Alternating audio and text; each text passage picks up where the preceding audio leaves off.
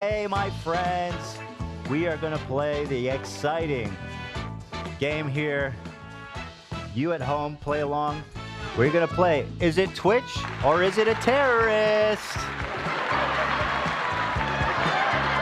Let's take a look here, guys. Start. Let's start. Okay, so Ethan Klein playing the best game that he's ever played. Is it a terrorist or is it a Twitch streamer?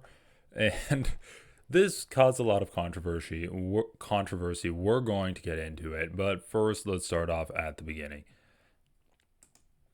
So Piers Morgan had on this guy, this little idiot guy, Dan Belzerian, and Ethan Klein wants to cover it, which that's fair. Dan Belzerian is pretty dumb, and he brought on a lot of anti-Semitic comments onto Piers Morgan's show. He brought a lot of anti-Semitic views onto Piers Morgan's show.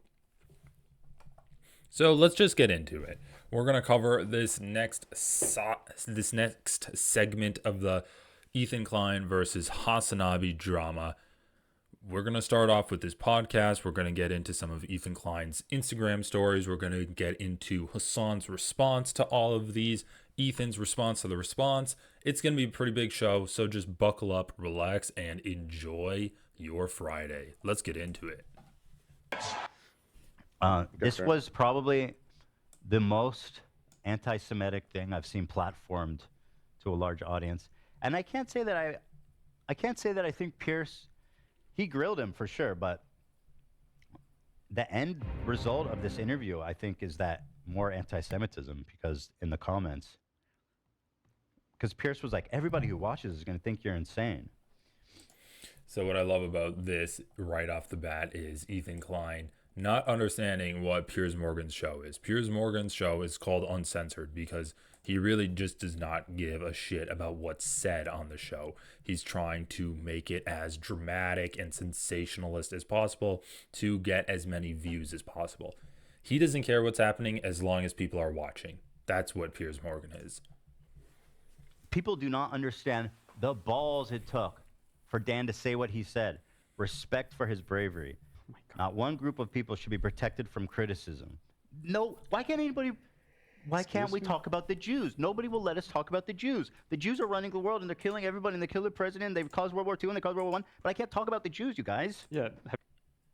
Okay, so again, Ethan's reading through comments. He likes to do this a lot. I think it's fine to read through people's comments to get kind of a general idea of the community that someone is fostering. But I personally don't like making the bulk of my content being just reading comments. That's why I don't really read through Ethan's comments on his subreddit, on his videos, and analyze the comments themselves. I sometimes do read them to try to get a general idea of the message that Ethan's sending out. And so if Ethan's going to scroll through this and be like, yeah, the general idea is that Dan Belzerian is fostering a very anti-Semitic audience, and people that watch him feel emboldened to spew their anti-Semitic views. That would be fine. But what Ethan does do, I mean, we're at 109 minutes. He reads comments for what? Or 1 hour and 9 minutes. He reads comments for 40 minutes? That's insane. Have you heard of Twitter? There has to Like be the whole other stuff platform on is I can't talk dedicated about to doing them. that. I literally can't talk about the Jews, you guys. The Jews. Yeah. Why can't we talk throwback. about them I haven't heard this in a minute. without getting Look at this. kicked off of YouTube? All right, let's just... 17,000 likes. This one is 26,000. They'll call you an anti-Semite, but never a liar. I'm pretty sure he called him. Well, it's not that he's lying. It's he's insane. But okay. I think he believes it. I think he's insane, and he's fucking pathetically... Actually, I don't know if he believes it. I'm calling him a liar. How's that for you? There you go. This is the difference between being funded by someone else versus funding yourself. Well, I don't know. Is his dad's money count as funding himself? 15,000. These are all the top comments. I'm not even like... I'm not cherry picking at all. This is... Again, I'm not going to really react to the comments or critically analyze them. A lot of them are essentially basically being against the deep state or against the Jewish cabal that runs everything, at least in the minds of these people. And what I find interesting about this is that it does relate to the election that we just had, the Trump versus Harris election, where a lot of people voted for Trump because they were rejecting the establishment, rejecting people that they felt like were in control of their lives, were trying to control them. I interviewed a Trump supporter, and he talked about his experience as a black person and how he felt like he needed to vote for the Democrats, and he felt like it was breaking free of the plantation to vote for Donald Trump and get Donald Trump elected. This anti-establishment, anti-elitist view that was the prevailing force in this election will naturally lead down like pretty anti-Semitic routes. If you get deep down enough into any conspiracy, it always ends up being against the Jews. And so, yeah, I think that, like, unfortunately, due to this kind of anti-elitist, anti-establishment climate we're in, that does lead into a rise in anti-Semitism. And we're seeing this on this video that Piers Morgan put out. One for one. Friendly reminder that Piers regularly has guests on his show who speak about Muslims the way Dan speaks about Jews, but Piers has no problem with it. Now he's up in arms. I have to say, as someone who's been watching Piers, that actually there are a few people, yeah, but he does push back on them. Like there's that one guy, the Shmuley? So Ethan Klein will go on to say that there's no non-anti-Semitic comments on Piers Morgan's video. I mean, that comment is not anti-Semitic. It's calling out a hypocrisy between Piers Morgan allowing Islamophobia on his podcast and Piers Morgan allowing anti-Semitism on his podcast. And to be fair to Piers Morgan, he has started to call out Islamophobia more, but he's definitely more in favor of calling out anti-Semitism. Shmuley's insane. Yeah. I mean, Shmuley is fucking nuts. I hope and think nobody takes him seriously. Shmuley. But the one guy who is pretty crazy is the former Hamas, the son of the Hamas leader who worked for the Mossad and then now he lives in America. No, I didn't watch that one. He is really something. But that's not true, that Pierce. But what he's doing is way crazier, and because like his thing is like, he's just over the top general. Like I think all Muslims are like it's a violent religion, and I think that Gaza isn't real and that Palestine isn't real. Offensive, terrible things, but it's the like world conspiracy shit that whatever. It's not better or worse. I'm not trying to. I love how Ethan starts down the road of saying that, oh, well, the Islamophobia that happens on Piers Morgan's show is a degree less bad than the anti-Semitism that is on Piers Morgan's show. And then he realizes that's not really an area that he wants to be arguing in, and he backs off of it immediately. So, I mean, while we're on the subject, I was going to play this later, but we might as well play it now. It's just a little bit of more of the Islamophobic side of Piers Morgan's show. So let's check it out. I want to play you a clip. This is from an Israeli podcast with Elon Levy that you did in March about, well, you seem to infer something about all Palestinians being complicit. I want to play the clip and then get your response to it. I treat the Palestinians in Gaza in the same way I would treat any other group that produced a horror like that. They're responsible for their actions. They're responsible for their actions. They voted in Hamas knowing what Hamas are. They allowed Hamas to carry out the coup, killing Fatah and other Palestinians and dragging their bodies behind trucks in the West Bank, in Gaza. Do you actually hold all Palestinians culpable then for what Hamas have done? Well, all Palestinians aren't, as it were, free game just because of this. No, not at all. Of course not. Free and all their game is a lives weird way of matter. putting it. The point I made there, and the point I've made for many years now, is that you cannot separate out completely the Palestinian people and their leadership. The leadership is there for a reason. They get elected, albeit they tend to have one election once and then just stay in power, as is the case with the PA in the West Bank, and as is the case with Gaza in Gaza with Hamas. I've had many conversations with many Palestinians over many years now, in which they have tried to say, well, look, you know, we don't like our leadership, or our leadership isn't good, but you know. The thing is, Piers, is that if you have a vote, for instance, and you vote for Hamas, then there are consequences to that. Okay, so I think we can cut it off there, but you can check this guy out. This guy, Douglas Murray, is ragingly Islamophobic. And so what is he saying here? He's saying that pretty much, I mean, okay, let's just take a look at it in the context of his interview on the Piers Morgan show. So Piers Morgan plays a clip. It portrays this guy in a bad light. It's a clip of this guy saying something insane. Piers Morgan fairly uncritically just asks, do you still stand with this clip? And the guy's like, well, no, I don't. And then 30 seconds later, he goes on to say, actually, yeah, I 100% do agree with it, because Hamas, or the Palestinians, did elect Hamas 20 years ago, and so they are responsible for the actions of their government. I mean, if we were going to compare that to what people say about Israel, where, oh, every Israeli is a settler, every Israeli is a terrorist because they support this terror regime, that should be rightly called out as bigoted, and it can be said in an anti-Semitic way, where you're basically saying, oh, it's all Jews that are doing this. And also, if you're talking about how Israel is influencing American politics and stuff like that, that can be said in a very anti-Semitic way. So when Ethan talks about how Piers Morgan is more permissive of anti-Semitism on his show than Islamophobia, I do think that there's a pretty strong argument to be made that as a whole, Piers Morgan has had way more Islamophobia on his program than he has had on anti-Semitism. And again, Piers Morgan doesn't really care.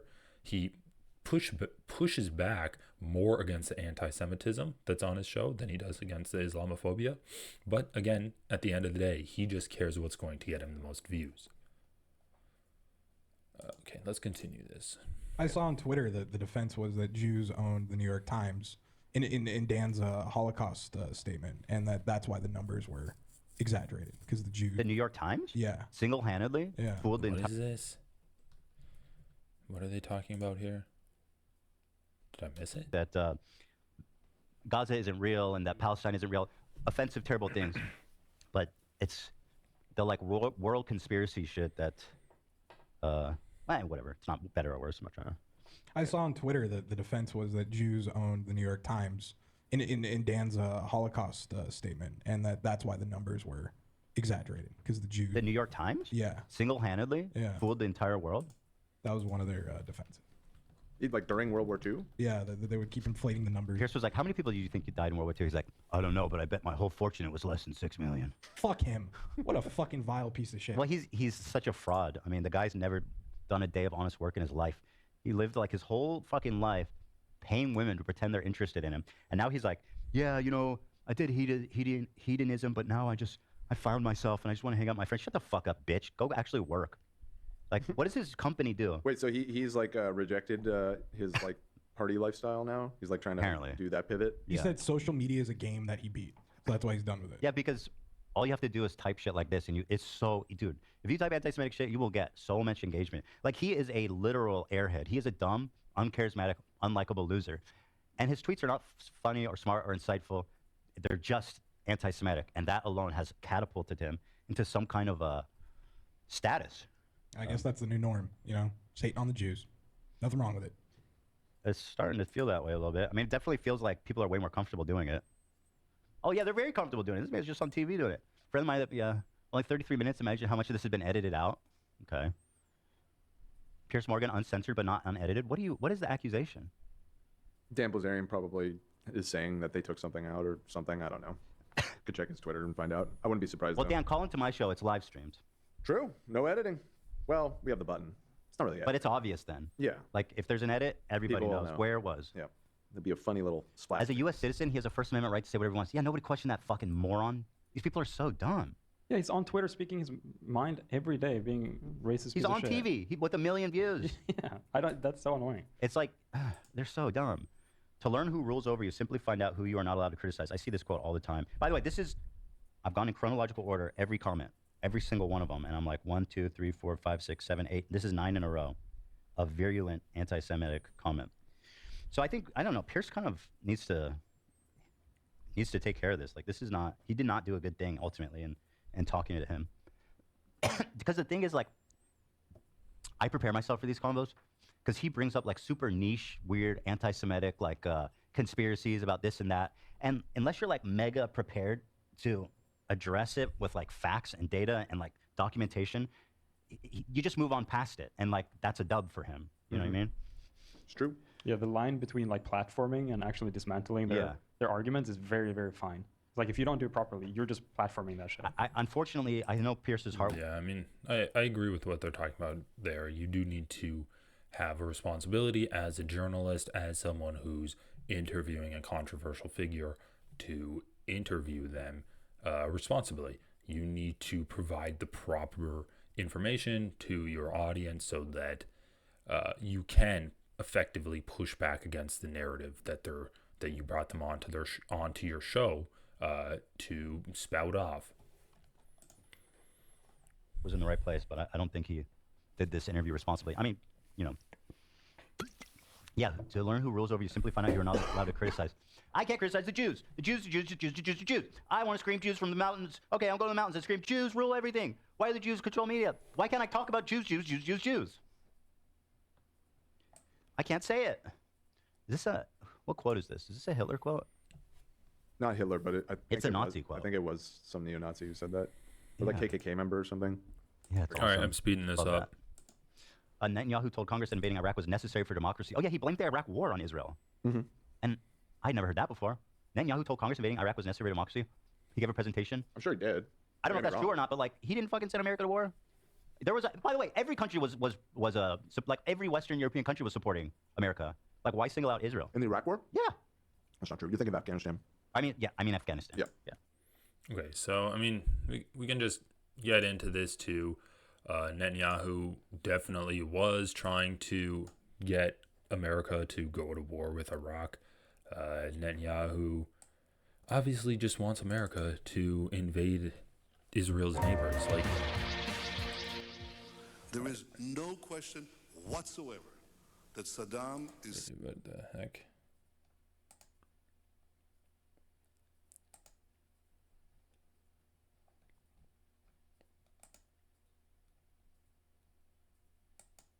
Okay, here we go.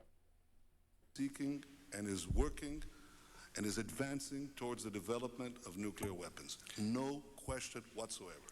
If you take out Saddam's regime, I guarantee you that it will have enormous positive reverberations on the region. Israel's extreme right-wing Prime Minister Ben. So we have that clip where he is saying, Netanyahu is saying that democracy will flow if you take out Saddam's regime. I mean, let's be honest, it's not just Netanyahu. There were a lot of Iraq war hawks in the American government at the time. If we read this Vox article, what does it say? In anticipation of Israeli Prime Minister Benjamin Netanyahu's speech to Congress on March 3rd, expected to blast Obama's efforts to strike a nuclear deal with Iran, the administration is going after Netanyahu's record on the last major nuclear debate America had, Iraq. The Prime Minister, as you will recall, was profoundly forward-leaning and outspoken about the importance of invading Iraq under George W. Bush, and we all know what happened with that decision. He may have a judgment that just may not be correct on Iran.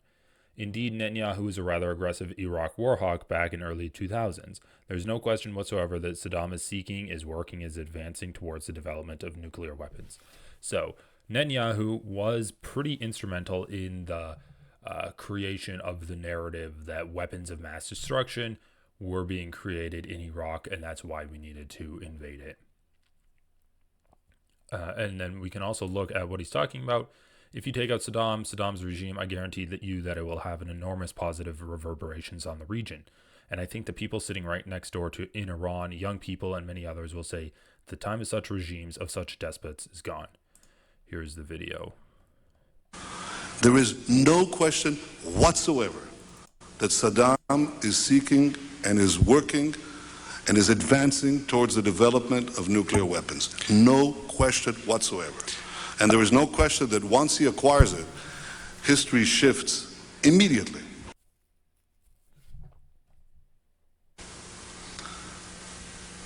The dangers posed by a nuclear-armed Saddam were understood by my country 2 decades ago, well before September 11th. In 1981, the late Prime Minister of Israel, Menachem Begin, dispatched the Israeli Air Force on a pre-dawn raid that destroyed the Iraqi nuclear reactor at Osirak. This probably took place months away. Anyway, I mean, this isn't anything new, right? We know Benjamin Netanyahu is a war hawk. He wants to invade his neighbors. We know that America was also a war hawk. They wanted to invade Iraq. Netanyahu is allies with America, so it's not very, it's not conspiratorial, and that's the point I'm trying to make. Israel has a huge influence on American politics. Why does it have an influence on American politics? Well, there's a lot of money invested in Israel. There's a lot of voters invested in Israel. There's an entire, the entire conservative base of the Republican Party is invested in Israel, taking over its neighbors and fulfilling the prophecy that will bring about the end of the world. That's a crazy conspiracy, but the forces at play which force America's interests to align with Israel's interest are not conspiratorial. It's not the Jews pulling the strings and how they have Joe Biden puppeteered like a marionette. It's not, you do not need to be, you do not need to go to anti-Semitic conspiracies to understand why the United States is supportive of their client state, Israel, in the Middle East. I mean, Afghanistan. A lot of Western countries didn't support us. Well, no, the first wave, we were backed up by like England, France, fucking. Not France. No, remember? That was the whole reason that we renamed French fries to freedom fries, because everybody in America was pissed that France was not participating in the invasion of Iraq. What countries supported? The UK, Poland was a big one. United States, obviously. United Kingdoms, Australia, Poland. Right, Australia. Other supporting countries, Spain, Italy, Japan, South Korea, Denmark, Portugal, Bulgaria. Israel's not even on here. Yeah, because of the sensitivity of it, they would not get directly involved. They did support it, though. What did Israel say? Well, they, Netanyahu and Likud.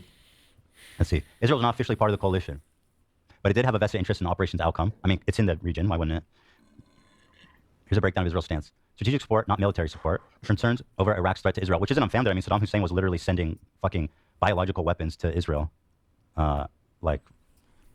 In the first Gulf War? Is that what you're talking about? Yeah, he was literally bombing Israel for no reason. Public statements focus on regional security. Yeah, it seems pretty like standard fare. But somehow you read all this and he's like, no, Israel's the one. Israel caused the Iraq war. And they did 9/11 too. And JFK. And JFK. That's just the tip of the iceberg. Wait till you see who's driving the UFOs. Space Jews. Yeah, the flying saucers actually flying yarmulkes. The fact Piers responds to the list of... I'm going to keep reading till I see one that isn't anti-Semitic. So what was this comment? Netanyahu literally told Congress that invading Iraq is necessary for democracy to flow in the Middle East. He gave a presentation of WMD. What is PM talking about? So we obviously don't really know the context for this comment, but it's true. Netanyahu literally did tell Congress that invading Iraq and displacing the Saddam regime would cause democracy to flow in the Middle East. We can find the clip. In fact, let's just play this clip right here. Yeah, this clip. And I mean, in that comment, we don't know the context because maybe Piers Morgan said, oh, Netanyahu didn't push for that. But just that comment by itself is not anti-Semitic. It's not pinning the entire Iraq war on Netanyahu or the Jews. It's just... If you take out Saddam's regime, I guarantee you that it will have enormous positive reverberations on the region. And I think that people sitting right next door in Iran, young people, and many others will say, the time of such regimes, of such despots, is gone. There is a new age. Something new is happening. And that is speculation on your part, or you have some evidence to that effect? I was asked the same question in 1986. I had written a book in which I had said that the way to deal with terrorist regimes, well, with terror, was to deal with the terrorist regimes. And the way to deal with the terrorist regimes, among other things, was to apply military force against them. The way we did in Afghanistan. The way, for example, I want to answer your question. I guess I'm running out of time, so I quickly was trying to get there. We've done, I think, what you proposed in Afghanistan, yet I haven't seen that sort of neighborhood effect. Well, I think there's been an enormous effect. The effect was, we were told that there would be a contrary effect. First of all, people said that there would be tens of thousands of people streaming into Afghanistan, zealots who would be outraged by America's action, and this would produce a counter-reaction in the Arab world. But I think you're now saying that when you take an action like we did in Afghanistan, we're going to see all the other countries just fold. No, what we saw is something else. First of all, we saw everybody streaming out of Afghanistan. The second thing we saw is all the Arab countries and many Muslim countries trying to side with America, trying to be okay with America. The application of power is the most important thing in winning the war on terrorism. If I had to say, what are the three principles of winning the war on terror? It's like, what are the three principles of real estate, the three L's, location, location, location? The three principles of winning the war on terror are the three W's, winning, winning, and winning. The more victories you amass, the easier the next victory becomes. The first victory in Afghanistan makes the second victory in Iraq that much easier. The second victory in Iraq will make the third victory that much easier too, but it may change the nature of achieving that victory. Yeah, so not the best track record on creating stability and peace in the Middle East does Netanyahu have. It just seems to be wrong, and that strategy of a victory will lead to another victory seems to be something that he's trying to employ in his war against Palestine and now Lebanon, and it's just not working in this scenario either. UFOs. Until. And JFK. And JFK. That's just the tip of the iceberg. Wait till you see who's driving the UFOs. Space Jews. Yeah, the flying saucers actually flying yarmulkes. The fact Piers responds to the list of... I'm going to keep reading until I see one that isn't anti-Semitic. The fact Piers Morgan responds to the list of Israel terrorist attacks as well. They weren't done on a single day is mind-blowing. I mean, that was a dumb point, but whatever. I'm calling it Dan Belzerian is not suicidal. Okay. The fact Piers Morgan's response to the list of Israel's terrorist attacks is, well, they weren't done on a single day is mind-blowing. I mean, yeah, not anti-Semitic. Ethan says he's going to read until he finds one that's not anti-Semitic. That's the last time I'm going to say this because he already has. Well done and well said, Dan. I'm a Brit and I love... I'm not even going to read this whole thing, but you guys get the tone of it. Pierce's face when he said they control the media. Meanwhile, Pierce Company is owned by one of the biggest Israeli funders. Again, it's probably not true. What company is he talking about? Every time I look into this, it's like... All right. Honestly, I'm just going to skip through this because I do not care. We already went over a few of them. You know, rewind it to one point. A lot of Western countries didn't support us. Well, no, the first wave, we were backed up by like England, France. Not France. No, remember? That was the whole reason that we renamed French fries to Freedom Fries, because everybody in America was pissed that France was not participating in our invasion of Iraq. What countries supported... The UK, Poland was a big one.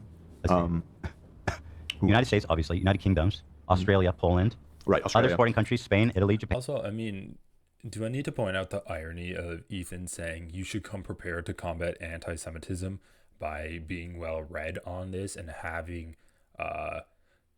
having ready counters for these anti-Semitic narratives that are going to be pushed back, and then Ethan's on the fly doing research, but not just doing research by like looking things up. He's asking ChatGPT. Like, that is extremely ironic. And South Korea, Denmark, Portugal, Bulgaria. Israel's not even on here. Yeah, because of the sensitivity of it, they would not get directly involved. They did support it though. What did Israel say? Well, about it? Netanyahu and Likud. Let's see. Israel's not officially part of the coalition, but it did have a vested interest in Operation's outcome. I mean, it's in the region. Why wouldn't it? Here's a breakdown of Israel's stance. Strategic support, not military support. Concerns over Iraq's threat to Israel, which isn't unfounded. I mean, Saddam... Just one comment about ChatGPT. Like, how does it not cite its sources? That's what I want to know. Like, it should be able to cite its sources if it's just pulling information from the web. Hussein was literally sending fucking biological weapons to Israel. This is basic stuff you learn in high school. Are you saying ChatGPT is worse than a high school essay? Israel. Like, Hussein was literally sending fucking biological weapons to Israel. So he's saying Saddam Hussein was sending biological weapons to Israel. Is that true? Saddam Hussein bioweapons Israel.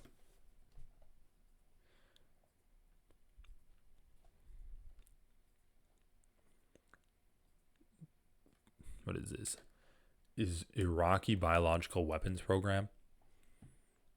Despite having signed but not ratified the Biological Weapons Convention, details of the BW program and a chemical weapons program surfaced after the Gulf War during the disarmament of Iraq under the United Nations Special Commission. So details of this program surfaced after the Gulf War. So there weren't details of bioweapons being sent to Israel. Of these three, anthrax, botulinum, and aflatoxin had proceeded to weaponization for deployment because of the UN disarmament program that followed the war. More is known today about the once secret bioweapons program in Iraq than that of any other nation. So were these actually used in the war? So they had reports that U.S. and other intelligence reports had suggested that Iraq was operating a bioweapons program. Coalition troops trained with protective gear and stockpiled the antibiotic ciprofloxacin for use as post-exposure prophylaxis against anthrax. Approximately 150,000 U.S. troops received the U.S. FDA licensed anthrax vaccine, and 8,000 received botulinum toxoid vaccine, also approved by the FDA as an investigational new drug. Although Iraq had loaded anthrax, botulinum, and aflatoxin bioagent into missiles and artillery shells in preparing for the war, and although these munitions were deployed to 4 locations in Iraq, they were never used. Okay, so they were never used. So when Ethan says that Iraq was bombing Israel with bioweapons, he's just lying. I don't know where he came up with that. We can see in another Wikipedia article, 1991 Iraqi missile attacks against Israel.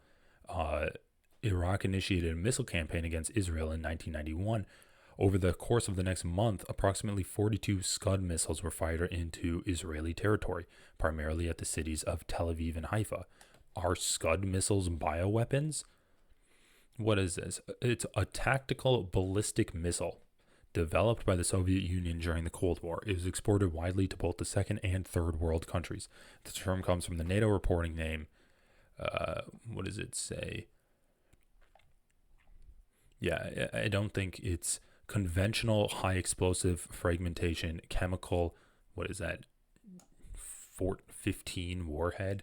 So yeah, these are not bioweapons. So again, when Ethan Klein says, "Oh well, of course Netanyahu would want Iraq to get invaded. Iraq was firing bioweapons at Israel." That's just not true at all. Like the coalition, but it did have a vested interest in operations outcome. I mean, it's in the region. Why wouldn't it? Here's a breakdown of Israel's stance: strategic support, not military support. Concerns over Iraq's threat to Israel, which isn't unfounded. I mean, Saddam Hussein was literally sending fucking biological weapons to Israel. In the first Gulf War, is that what you're talking about? Yeah, he was literally bombing Israel for no reason. Public statements focus on regional security. Yeah, it seems pretty like standard fare. But somehow you read all this and he's like, no, Israel's the one. Israel caused the Iraq war. And they did 9/11 too. And JFK. And JFK. That's just the tip of the iceberg. Yeah. Wait till you see. Okay, so let's just skip through this and get to the actual Dan Belzerian. Well, we'll hit up the end. Yeah, it's weird. How's that even possible? I don't know. There's like probably 100 comments the past hour, and there's nothing. And I'm like, I'm down like 500 or more, and like this one has 850 likes. Like, I don't even think. I mean, I'll just scroll. I mean, if you're going from new and I'm going from top, there's 28,000 comments. So 28,000. Yeah. So it is interesting that YouTube is deciding to show all of the horrifically anti-Semitic comments. Yeah, I'm just scrolling. I mean, you can see here. Here is in Arabic. Interesting. Who is this brave man? He's truly a human being who has not lost his humanity. He's right. There's an old video of Netanyahu addressing the American Parliament, telling Iraq need to be dealt with. He also spoke about Libya and said his working secrets to make nuclear bombs. This was all live. Piers Morgan still denies it. I think everyone who supported us, if only their hearts, only with their hearts. You do not have to be a Muslim. Just be a human being and say no to genocide and war. I mean, yeah, I guess I don't really need to keep going because there's 28,000. It seems that they're all anti-Semitic. They killed Jesus Christ. Dan is telling the truth. Piers Morgan just got dismantled. Yeah. Dan did not commit suicide. Yada, yada. That's shocking that the new ones is all Wow. Yeah.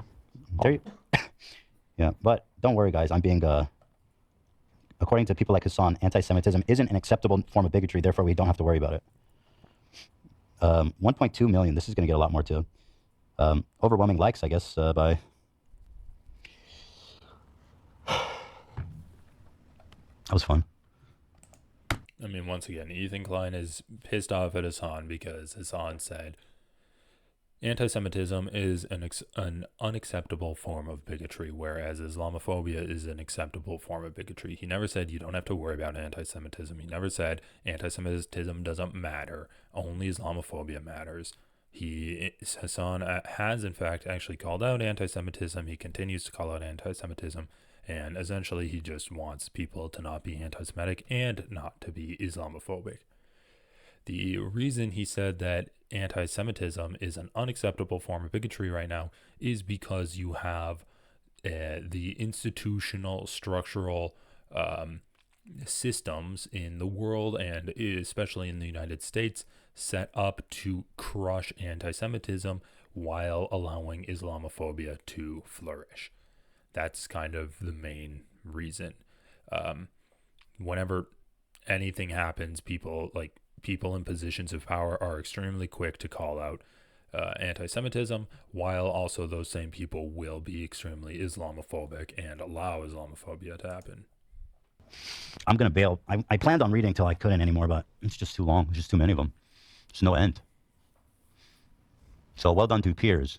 I mean, here, let me just play the beginning. Following 30-odd million people on Instagram. By the way, he says he made his wealth playing poker, which is the dumbest fucking thing I've ever heard. He's a moron. He's such a liar. Like, he's worth like $100 million. He says he made playing poker. Nobody's ever even made that much. The best players in the world haven't made that much. Like, what a fucking liar, dude. What a weaselly little liar. Listen, the stuff coming out of his mouth is disgusting. But what right do you have to criticize this poker game? Okay, fair enough. I'm just saying he's a liar. Maybe he's good, but that's fair. Okay, you know what? I'm apologizing to Dan. I owe Dan an apology right now. Also, appreciate you going through all those comments. I'm pretty sure I racked, because his name happens to be Dan, I racked up like 100 fantastic sound bites. Yeah, I'm going to go through them. Okay, so something good came out of it. So thank you for spreading awareness, but also thank you for making my job. There it is. The silver lining. We love silver linings here. Yeah. I'll just give you a taste, I guess, from the intro. Read somewhere there were no rapes and abuse. Would go against your own narrative. Would that be fair? You were ruling him as a hero. Hamas is a resistance. Bro, this man's face is just cracking me up. He looks like a fucking Neanderthal. What the hell? He's so comical. He's actually like a comic book character or like a cartoon character come to life. It's like some kind of adult cartoon character with the bulging pecs, with the nipples poking out, like the perfectly shaved beard, and just this stupid, ridiculous ass haircut. It's comical. Organization, Israel is a terrorist. Every single person that's been critical of Israel has either been killed or thrown out of power. And every single one. They're all dead. I think that is a coincidence. I mean, as a veteran, where I really have, huge problems with this. What do you mean the Jews killed JFK? Today, a lot of conspiracy theories have all come true. I believe that Jewish... Although he has a bad case of crazy eyes. Dan Belzerian looks nutty. Supremacy is the greatest threat to the world today. Jewish supremacy is the greatest threat in the world today. Sounds like pretty close justification. Let's just kill them all. You know what I mean? Pretty much. It sounds to me... Do you think he claims, Piers? We're about to find out. You going to claim a Jewish man, Piers? He does, actually. I think Nate tested it. This clip? Is this supposedly good? Oh, no, it's fine. There's no... Oh. Incredible. Elvis Presley. History and popular culture has given us many famous kings. Oh, so the king is dead. Bullshits with He's them. about the New Outlook, and you would... talks about like his background and stuff, and then he gets into... Where's the chapters at? Oh, here it is. They do have chapters. Here it's here. In particular. Even when Yahya Sinwar, the head of Hamas, was killed by the IDF, you were out lauding him as a hero. To most people, he's the despicable head of a terrorist organization that perpetrated... This is just about Hamas. Here, according to this bookmark, this is where the conspiracy is going on here. You went on Patrick Bet-Davis' podcast. He's a friend of the show. You said the Jews killed JFK and that Israel wanted October the 7th to happen. Bro, this motherfucking troglodyte and Patrick Bet-David, that's a match made in hell. Oh my God. It's like, that must be one of the most disgusting podcasts to get through. So that they, Israel, had a reason to take the land. Let's just discuss those two things. What do you mean the Jews killed JFK? So I believe that was an Israeli Mossad operation, and they've committed multiple... I would pose a question to him like I did to the guy from Beverly Hills who jumped on me. is there any disaster in the world that's not caused by the Jews? Actually, Piers does ask him that, and he goes, pretty much no. False flag attacks. I mean, they've, the USS Liberty, you've got the Levin affair. I mean, so they've got a history of doing this, and I don't think it's crazy to think that they were involved in that assassination, and that's the reason that Trump didn't want to, release those files. And I think clearly it had to be embarrassing. Otherwise, why wouldn't he want to release it? And that's the only thing that I could think of that would be embarrassing. The only reason I can think to not release highly classified files about one of the most contentious things in American history is because Jews. Glad you thought it through. From that time is pretty much dead by now, so it would make sense. I mean, they wanted to cut off. Yeah, his nips are looking tight. This boy has got, he cubed his nips up before the show, so he was looking good. Oh, yeah. I found a comment about that, actually. Where's some pages? Okay, well, was it anti-Semitic? No. No, It's just actually. about the, I guess just it's about the screenshot of nips. it. I found a couple that might be not. Okay, do you want to read them? No, you go Here ahead. it is, right here. Oh, you found them. Okay. What's with the nips? Ew. Okay, no, that I'll take it. Yeah.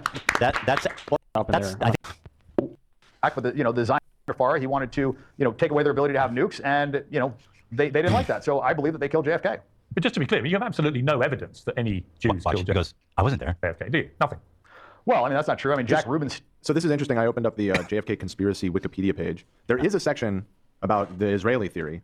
It notably is down near the bottom, which is maybe why I hadn't heard about it before. Immediately following Kennedy's death, speculation that he was assassinated by, quote, Zionist conspiracy was prevalent in much of the Muslim world. Among these views were that Zionists were motivated to kill Kennedy due to his opposition to an Israeli nuclear program, which is sort of what he alluded to. So it sounds like this is I love how it's just conspiracy based, that he adheres to. They're putting out like this heinous anti-Semitic conspiracy, and their proof is like, it just feels right.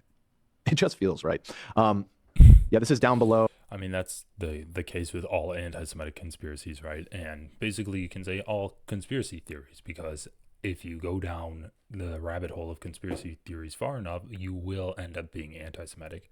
And essentially it is a non-falsifiable claim that Dan Belzerian's making, because no amount of evidence could change his mind that it wasn't Mossad. If you're like, okay, well, we found this guy that shot and killed JFK, he would say, oh, well, Mossad hired the guy to do it. If you can say, oh, well, we found this guy that shot him, and we have, we can show that he had the capability to do it, and he had the motive to do it. JFK slept with his mother or something, so he wanted to get revenge on JFK, and he killed him. Then Dan Bilzerian could say, okay, well, that's the perfect patsy for the Mossad to set up. The Mossad found this guy that had the perfect motive, and they got him to kill JFK for them because of the fact that he was going to do something against the Jews. So again, it's a non-falsifiable claim, and just because you came up with the story and it has a good solution, like it fits well in your mind, that doesn't mean it's true. So for example, the wildfires that happened in Hawaii, a lot of conservatives, a lot of right-wingers that don't want to believe that climate change can increase the amount of fires that happen, said that was Chinese space lasers, or some people actually said it was Jewish space lasers. Shout out Marjorie Taylor Greene. Again, it all comes back to the Jews if you go deep down into rabbit holes enough. So you can come up with a perfect story in your mind, right? Oh, well, China wants to make America think that it's under more threat from climate change, so they started these fires. And guess what? The conditions were perfect for fires to start. It was extremely windy, extremely dry, and the power lines were falling. They were faltering. They were failing. And so when the power lines eventually did break, the conditions were perfect to cause a massive wildfire that happened in Hawaii. It's like, okay, so you're saying the Chinese used these perfect conditions for a wildfire to fire a laser to start the wildfire. But it wasn't that it was just the fire started because the conditions were good. It was that they used the excuse, they used that cover of perfect conditions to be able to start the fire. So this is how conspiracy theories work. And when Dan Belzerian will bring up his evidence, quote unquote, that, oh, well, the Jews did this because they wanted nuclear weapons and JFK didn't want them to have nuclear weapons. That's not actually evidence. That's just him piecing together a story, but we don't actually have any evidence that that story is true, right? Oh, the Lyndon B. Johnson conspiracy, organized crime, that it was a mob hit, Cuban exiles, the military-industrial complex, shadow government, the CIA. These are all ranked above in the tier list. He goes, the Jews killed JFK. Everybody knows that. That was the person that killed the supposed Patsy Lee Harvey Oswald. I mean, he was a Jewish mob guy, and there's been numerous documentaries tying the Jewish mafia to the CIA. So he's got us there. Checkmate. He's got us there. Well, he also said mob guy, which is interesting. That's I don't think. Yeah, he was mobbed up, and also Jack Ruby, I'm pretty sure, was not like. I mean, I guess just being a Jew at all is enough evidence for him, but I'm pretty sure he was not like a Zionist, like active Jewish, or wealthy or connected in any way. Right. You know what I mean? Well, that's the perfect Patsy. Here he grew up son of Polish immigrants, troubled childhood, juvenile delinquent. Yeah, and Dan Belzerian will also go on to say that the only reason he can think of that Trump didn't release the JFK records is because Israel was behind it, which again, that's not actual evidence. That's just him concocting a story in his mind. And here's another piece of the story. I'm going to add that to the story. Oh, Donald Trump didn't release the records. That's another piece of the story that I can add.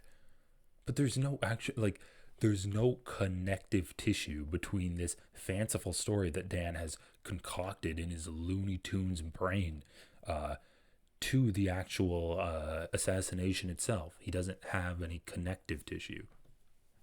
He went into the military. He was a private, so a grunt basically. And then he got involved in like strip club scene in Dallas. He's a Jew. Enough said. Enough said. Does it say anything about a rabbi or being a moil, anything like that? Yeah, he says something about Jews sucking babies' dicks. He does. It's all here. I mean, he touches everything pretty much. Wasn't there, but I love that. I wasn't there. Jewish mafia, the CIA. I mean, I wasn't there, but everything that I've seen, evidence-wise, points to Israel. Really? And they're doing it in Epstein Island. They did it in Epstein Island. I mean, they've. Yeah, but here's the problem I have with this. You say everything you've seen, right? It just seems to me like you see a lot of conspiracy theory stuff. I've read a lot about the JFK assassination. There is zero evidence that any Jews killed John F. Kennedy. Zero. Unless you want to go off into some mad conspiracy theory rabbit hole. And I say to you that you make he these does, big Piers. statements. Why are you even suggesting that? Pierce really fucked up. He wasn't ready for this. Yeah. He's like, yeah, he wasn't ready. You have to be really prepared to talk to someone like this. And you have a... But I do like the assumption from Ethan Klein saying that Piers, like he's assuming that Piers genuinely wants to combat the anti-Semitism. Piers is loving it, man. Piers loves the Islamophobia and he loves the anti-Semitism that his guests bring on. Again, it's because he's just doing outrage porn on his show and he's trying to get as many views as possible. So he doesn't care. He's just trying to get as many views as possible by being outrageous as possible while trying to still maintain a level of credibility that allows him to get more viewers, get those viewers returning. Huge following of people, many of whom will think, well, wow, if Dan Bilzerian says it, maybe it's true. And that way, I would argue, this is how a lot of conspiracy theory stuff in the end gets propagated and promoted to the detriment of society. Because people like you who are very smart, there's no question of that, and very successful, and made a lot of money being very successful. I'm just curious why you want to be so inflammatory without actually having any evidence. And as you say, to just like sit back. Bro, Dan Bilzerian looks like he just got done stomping a dog to death. He looks so crazy. I can say, well, I wasn't there. Well, I wasn't there. Obviously, I wasn't even born. For some reason, I see racist dudes all the time. It's like, well, if that's your argument, then you can't say anything about anything ever. That was, the dead end you ran into with Fresh and Fit. I wasn't there. Wasn't there? It's like, okay, well then what's the point of having a conversation about anything ever? But I know that there were there's no credible evidence that Jewish people killed JFK. And yet you just say it as a fact, as if somehow we should... There's this really terrific quote that like sums this up all the time about arguing. I think I probably showed it. Let me ask ChatGPT because I will know what I'm looking for. And oh my God, he's asking ChatGPT again. Okay, well, I listened to this already, and basically the quote that he's trying to find is just saying that it's just gish galloping. It's where someone can make a ton of arguments without actually making any like real arguments. If you put out like 1,000 different things, then the person who's arguing in good faith has to go through every single one of those 1,000 things to try to refute your point. So you can just like take a giant shit and then someone's gonna have to try to clean it up if you're arguing in good faith. So that's like the advantage of being a charlatan. So yeah, man, I really don't like it when people are like trying to make a point and they pull up a quote. To me, that's just an indication that you're not very smart and you need to, the only way you can portray an idea is by finding something that's wrapped up very concisely for you. And it's like a prepackaged nugget of wisdom that you need to keep going back to. So I don't know. I don't like it when people are like, oh, I saw a quote that's very relevant to this. Let me find this quote. Let me ask ChatGPT about it. It's like, can't you just say what you're trying to say? Why do you need to go find this like perfectly packaged nugget of information to bring to your audience instead of just speaking from your chest? Nixon, I mean, they all have similar fates. And so I don't It's unbelievable, man. think that's a coincidence. I also think that today a lot of, quote unquote conspiracy theories have all come true. So Also I great. like that logic that anybody that's like when Reagan, told the Israelis to stop bombing Lebanon in the 80s, did they give him Alzheimer's? They gave him Alzheimer's. They tried to kill him so many times. Well, he was shot, wasn't he? Hinckley, but I think. Oh, true, Hinckley. Wait, He's a Mossad agent. What year was that? Was that before or after? It I don't might know. have been before. Yeah, I'm not sure. Oh shit. Well, they knew. They have crystal balls. We have crystal balls, Dan. Zach, we were talking through them last night. I just got mine polished. Nice. Wait, like the Palantir from Lord of the Rings? That's correct. We talk. You commune with the eye, the great eye? We commune and we plan. We Going too plan. deep, Dan. I'm delving too deep. Yeah. about, We should get something like that. Like my Jewish Palantir? crystal ball, where I can commune. Oh my god. You can give me a minute and I'll commune with the Jew. Don't know. That's all. Mormons, they're all- maybe? You It's a Mormons? party. It's a Yeah. party. It's a party. Oh yeah. He also says like he. Which puts- at that point you have to start to question maybe he deserved to get killed. There's a lot of people that seem to be on board with this. I mean, their logic is, geez, the Jews got kicked out of 109 countries. I mean, clearly a lot of people he's on the got it JFK covered. fell are dead. I mean, I don't know. Who am I to say? I wasn't there. Was Castro a Jew? I wasn't. Maybe. Probably. Bay of Pigs? Who's his mom? Who knows? He blames the USSR on Jews. He blames the Holendor. What is that? I don't know much about that, but I'm pretty sure. Holendor? Yeah. That's the famine where a bunch of people died in Ukraine. He blamed that on Jews. That's what Jews too. Yeah. Got it. I don't know. Is I mean, I Stalin a think Jew? once you No, there's no way Stalin was a Jew. Well, I wasn't there. I mean, I don't think so. I wasn't there, Ethan. I know Marx was a Who's Jew. to say? Marx was Jewish, but like he hated Asking Judaism. I'm pretty sure questions. he wrote like. Wasn't Lenin a Jew too? I think there were some. Well, yeah, There were a lot there was a of lot Jews in of the people, Bolshevik but they weren't Jewish. They were communists. Like their Jewish identity was nothing compared for them. These communist revolutionaries. see the government lie to you and lie to you on a scale like they did during COVID. Okay, so just some casual anti-Semitism from Ethan there, right? Saying that, oh, Marx wasn't Jewish, he was communist. Okay, man, in the process of defending Jewish people, Ethan says that, actually, I'm going to discredit your Jewishness because you didn't value that as the most important part of your identity. So, again, you can't really make this stuff up. Ethan is not the Pope of the Jews. There are no popes in Judaism. You do not have someone telling you what makes you a Jew. In fact, like if this was Ethan reacting to someone else and he was maybe hearing someone like Hasan or Frogan say that, oh, well, this person's not really Jewish. I mean, they don't put Judaism as the forefront of their identity. Maybe like like a secular Jew, like maybe if they're talking about that guy that hangs out with Hasan, Felix Bitterman, and they're like, well, Felix isn't a Jew. He's more communist. He puts being a socialist as the forefront of his identity. If Ethan saw that, he'd be like, that's extremely anti-Semitic. What are you talking about? Why can't you be socialist and Jewish at the same time? And I don't know what Ethan has going on with the left in his mind right now, but anyone communist, socialist, that's like inherently anti-Semitic in his mind. And he's like, oh, well, Marx wasn't a Jew. He was a communist. What are you talking about? It's so funny, man. Like, he doesn't even realize he's doing it, too. You start questioning a lot of things, and I think it's healthy to question things. And I think one of the big reasons why I've marched down this path so far is because once I started questioning Israel and once I started speaking out against Israel, I saw the ramifications and I saw the pushback. It's so ironic because this man was completely irrelevant for like years. And now he's just look at his Twitter feed and he's getting hundreds of thousands of likes. He's relevant. People look at all the adoration he's getting. And they try to spin it like I'm putting everything on the line and I'm so brave for. Okay, so I think that this is kind of an important point to make. So Dan Belzerian is saying that I started speaking out against Israel and I got a ton of pushback for it. So I started marching down and down deeper into this rabbit hole. That's really interesting. We can take a look at that and compare it to people like Joe Biden, compare it to people like, Ethan Klein himself, who start defending Israel to the point where any type of criticism to Israel or to Israelis is anti-Semitic. So I would argue that these are two sides of the same coin.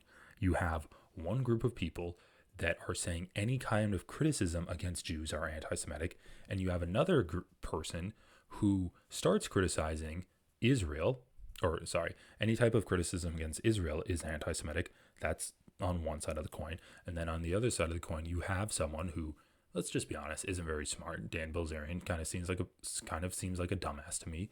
He starts criticizing Israel because he does see Israel as a colonial power in the Middle East. He sees them as genociding Palestinians. He starts speaking out against that. All of a sudden, he's getting a lot of criticism for speaking out against it. So what does he do?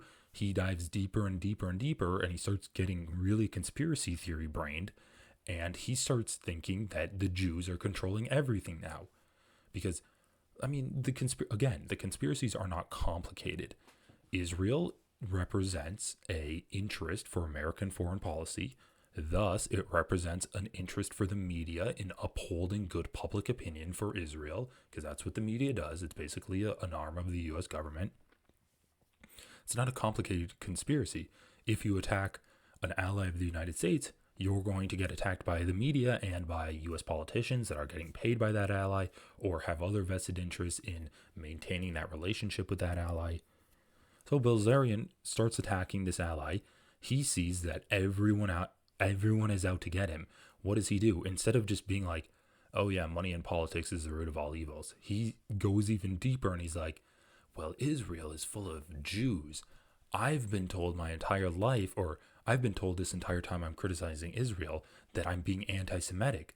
Thus, it's the Jews that are calling me anti-Semitic and trying to cancel me. The Jews are controlling everything. So this is the issue with ethnostates, right? This is what I'm trying to illustrate.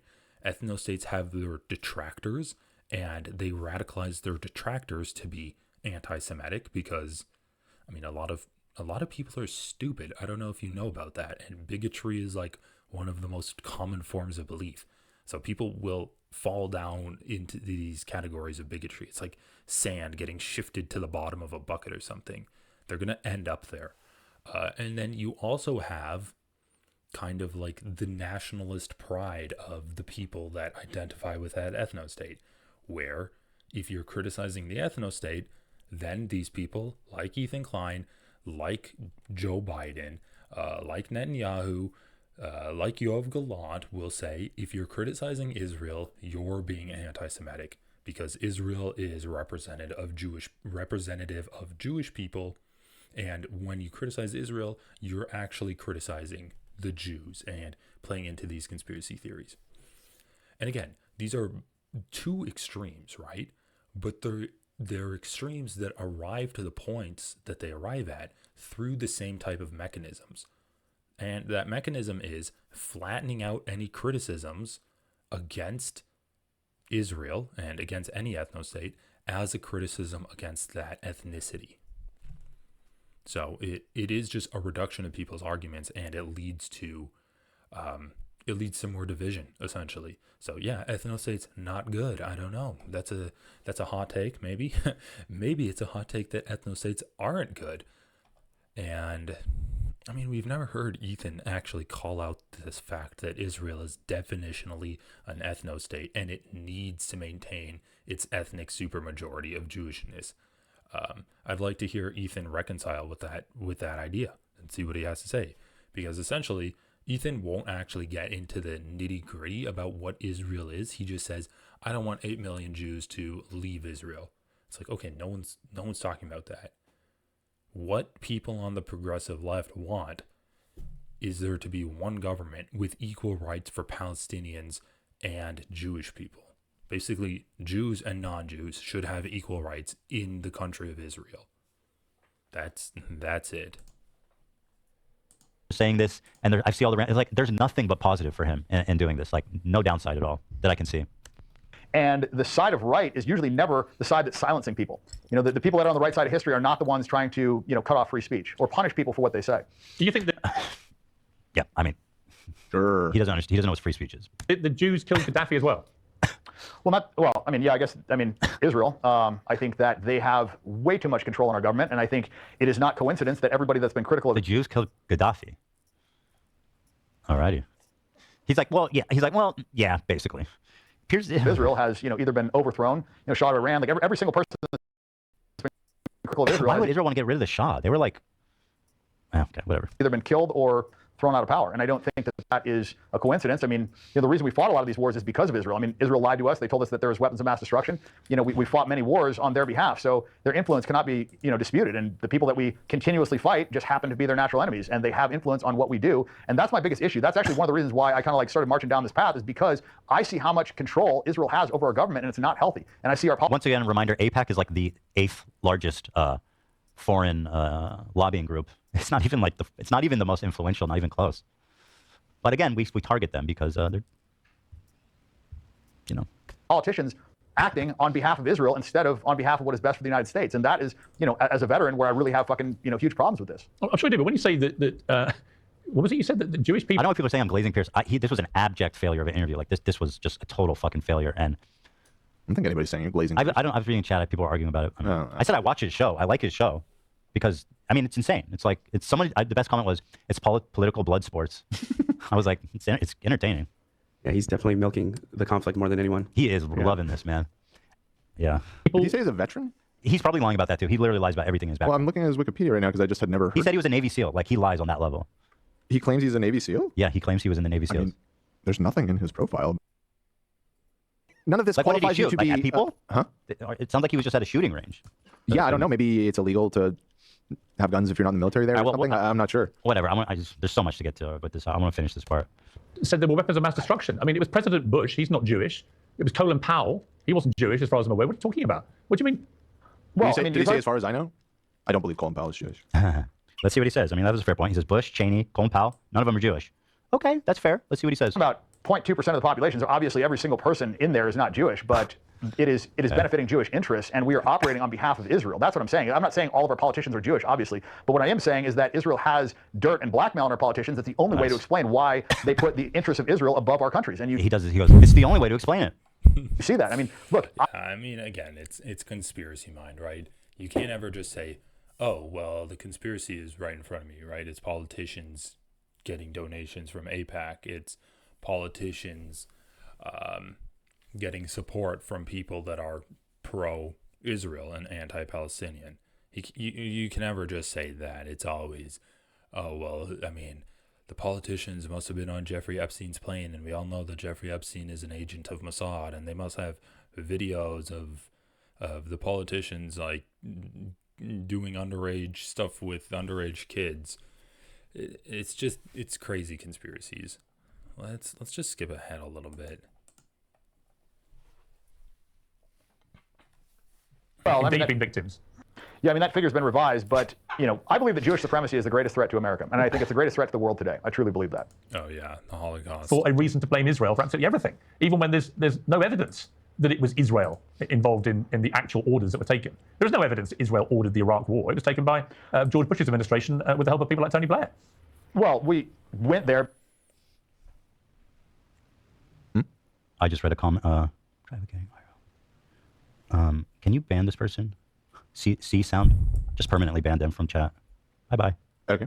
Thank you. C sound? Yeah. All right. Did they shut off comments on this video? I'm coming for you, C sound.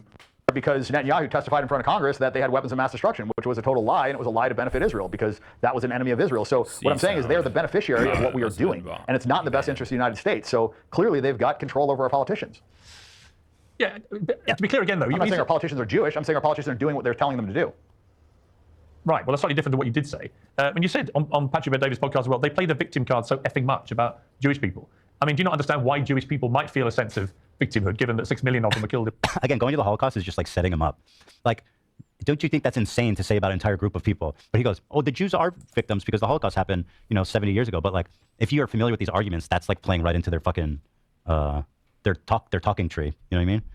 The World War II by a genocidal monster in the Holocaust. Do you not understand why that might make... Oh, maybe pull up the We Disavow, because this gets into some pretty nasty Holocaust denial. I don't know if it's obvious enough that I do not agree with Dan Belzerian. Jewish people feel that, yes, they have been victims. Yeah, I mean, that figure's been revised, but, I believe that Jewish supremacy is the greatest threat to America, and I think it's the greatest threat to the world today. I truly believe that. What do you mean the figure's been revised? What do you mean? He's talking about a group of like 10 million people who are controlling the world affairs of every country, every politician, every war, every assassination. It's all the Jews, a tiny fraction of the population, who can't even, by the way, run their own country, practically, but they can somehow rule the entire world from the shadows. Okay, so again, conspiracy, right? This first of all, this guy's saying that 6 million Jews didn't die in the Holocaust. Give me a fucking break. Get that shit out of here. I'm not going to argue the numbers, and historians have settled upon the number that 6 million Jews died in the Holocaust. Again, it wasn't just 6 million Jews that died. There were a lot of other people that were exterminated by the Nazis, and saying that only 6 million people died in the Holocaust is Holocaust revisionism. So, yeah, let's get that straight. I think Ethan's going to talk about this, and I'll bring up the numbers there. Secondly, what did Dan Belzerian say? Jewish supremacy is the most dangerous thing for America right now. That's fucking bullshit. Jewish supremacy is completely irrelevant to America. Christians that want Israel to take over the Middle East don't believe in Jewish supremacy. Jews that want to take over the Middle East might believe in it. However, it doesn't matter. America's backing them up. So it doesn't matter if they believe in it or not. They have the ability to do it. America wants a white nation in the Middle East for their interests to be represented there. So, yeah, Jewish supremacy has nothing to do with the creation of Israel. I'm sorry. Like, it's an ideology that's taught to a lot of people that live there, but we could rip that ideology away and we'd be in pretty much the exact same situation. Maybe a bit less genocidal, but yeah, I mean, we'd still be in pretty much the exact same situation. So it's a pretty fucking stupid thing to say. Well, they said that it was 4 million that died in Auschwitz, and then they said it was down to 1 million. So they've revised. He's so fucking dumb. You think Auschwitz is the only place Jews died? What are you talking about? Well, how many people? How many people do you think were killed in the Holocaust? 271,000 that died in Auschwitz. How many do you think were killed in the Holocaust? I don't know, but I would bet my entire net worth that it was under 6 million. Brave. Again, I simply ask you, Dan. What's the motivation for making? Well, you weren't there, Dan. How are you gonna? You should take him. Such a stupid thing to say. Like, he doesn't know, then why even bring it up? I'm really getting sick and tired of people talking about stuff that they have no idea what they're talking about. I mean, we can just look here. What? So Jews, 6 million, and we can take a look at documenting numbers of victims of the Holocaust and Nazi persecution. Let's click on the source.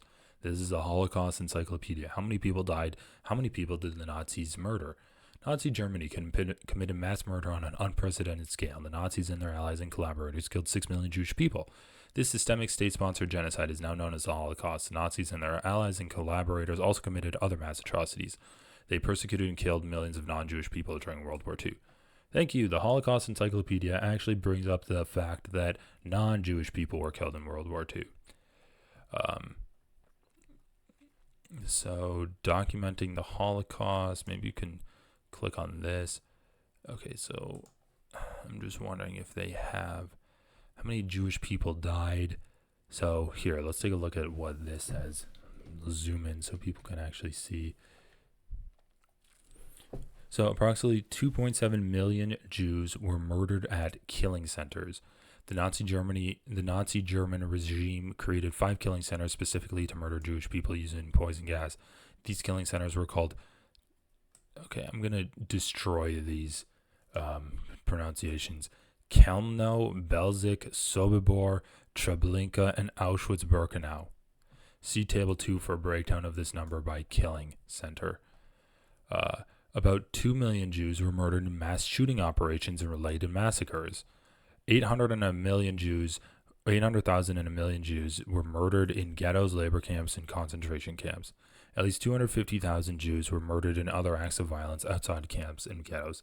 So it looks like this is a pretty well documented massacre, and we can even see the specific numbers among these camps.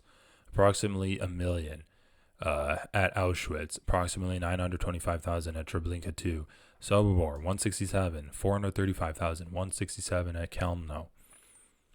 And then, yeah, we can take a look at the non-Jewish people that were killed. 4.5 million Soviet civilians, 3.3 Soviet prisoners of war, 1.8 million Poles, 310,000 Serbians, 270,000 disabled people, 250,000 to 500,000 Romani. Horrible. All of this is horrible, man.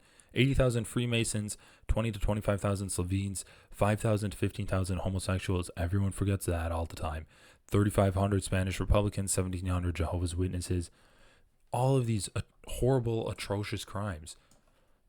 What does Dan Belzerian say? People you think were killed in the Holocaust? He can't be bothered to look up the amount of people that got killed in the Holocaust. All he can say is, "Oh, well, I bet it's less than 6 million." Yeah, 71,000 died in Auschwitz. How many do you think were killed in the Holocaust? Well, how many people? How many people do you think were killed in the Holocaust? 71,000. The only place Jews died? What are you talking about? Well, how many people? How many people do you think were killed in the Holocaust? 71,000 that died in Auschwitz. How many do you think were killed in the Holocaust? So he's saying it's only 170,000 that died in Auschwitz, and this is approximately 1 million people. So he's decreasing this by like a factor of 10.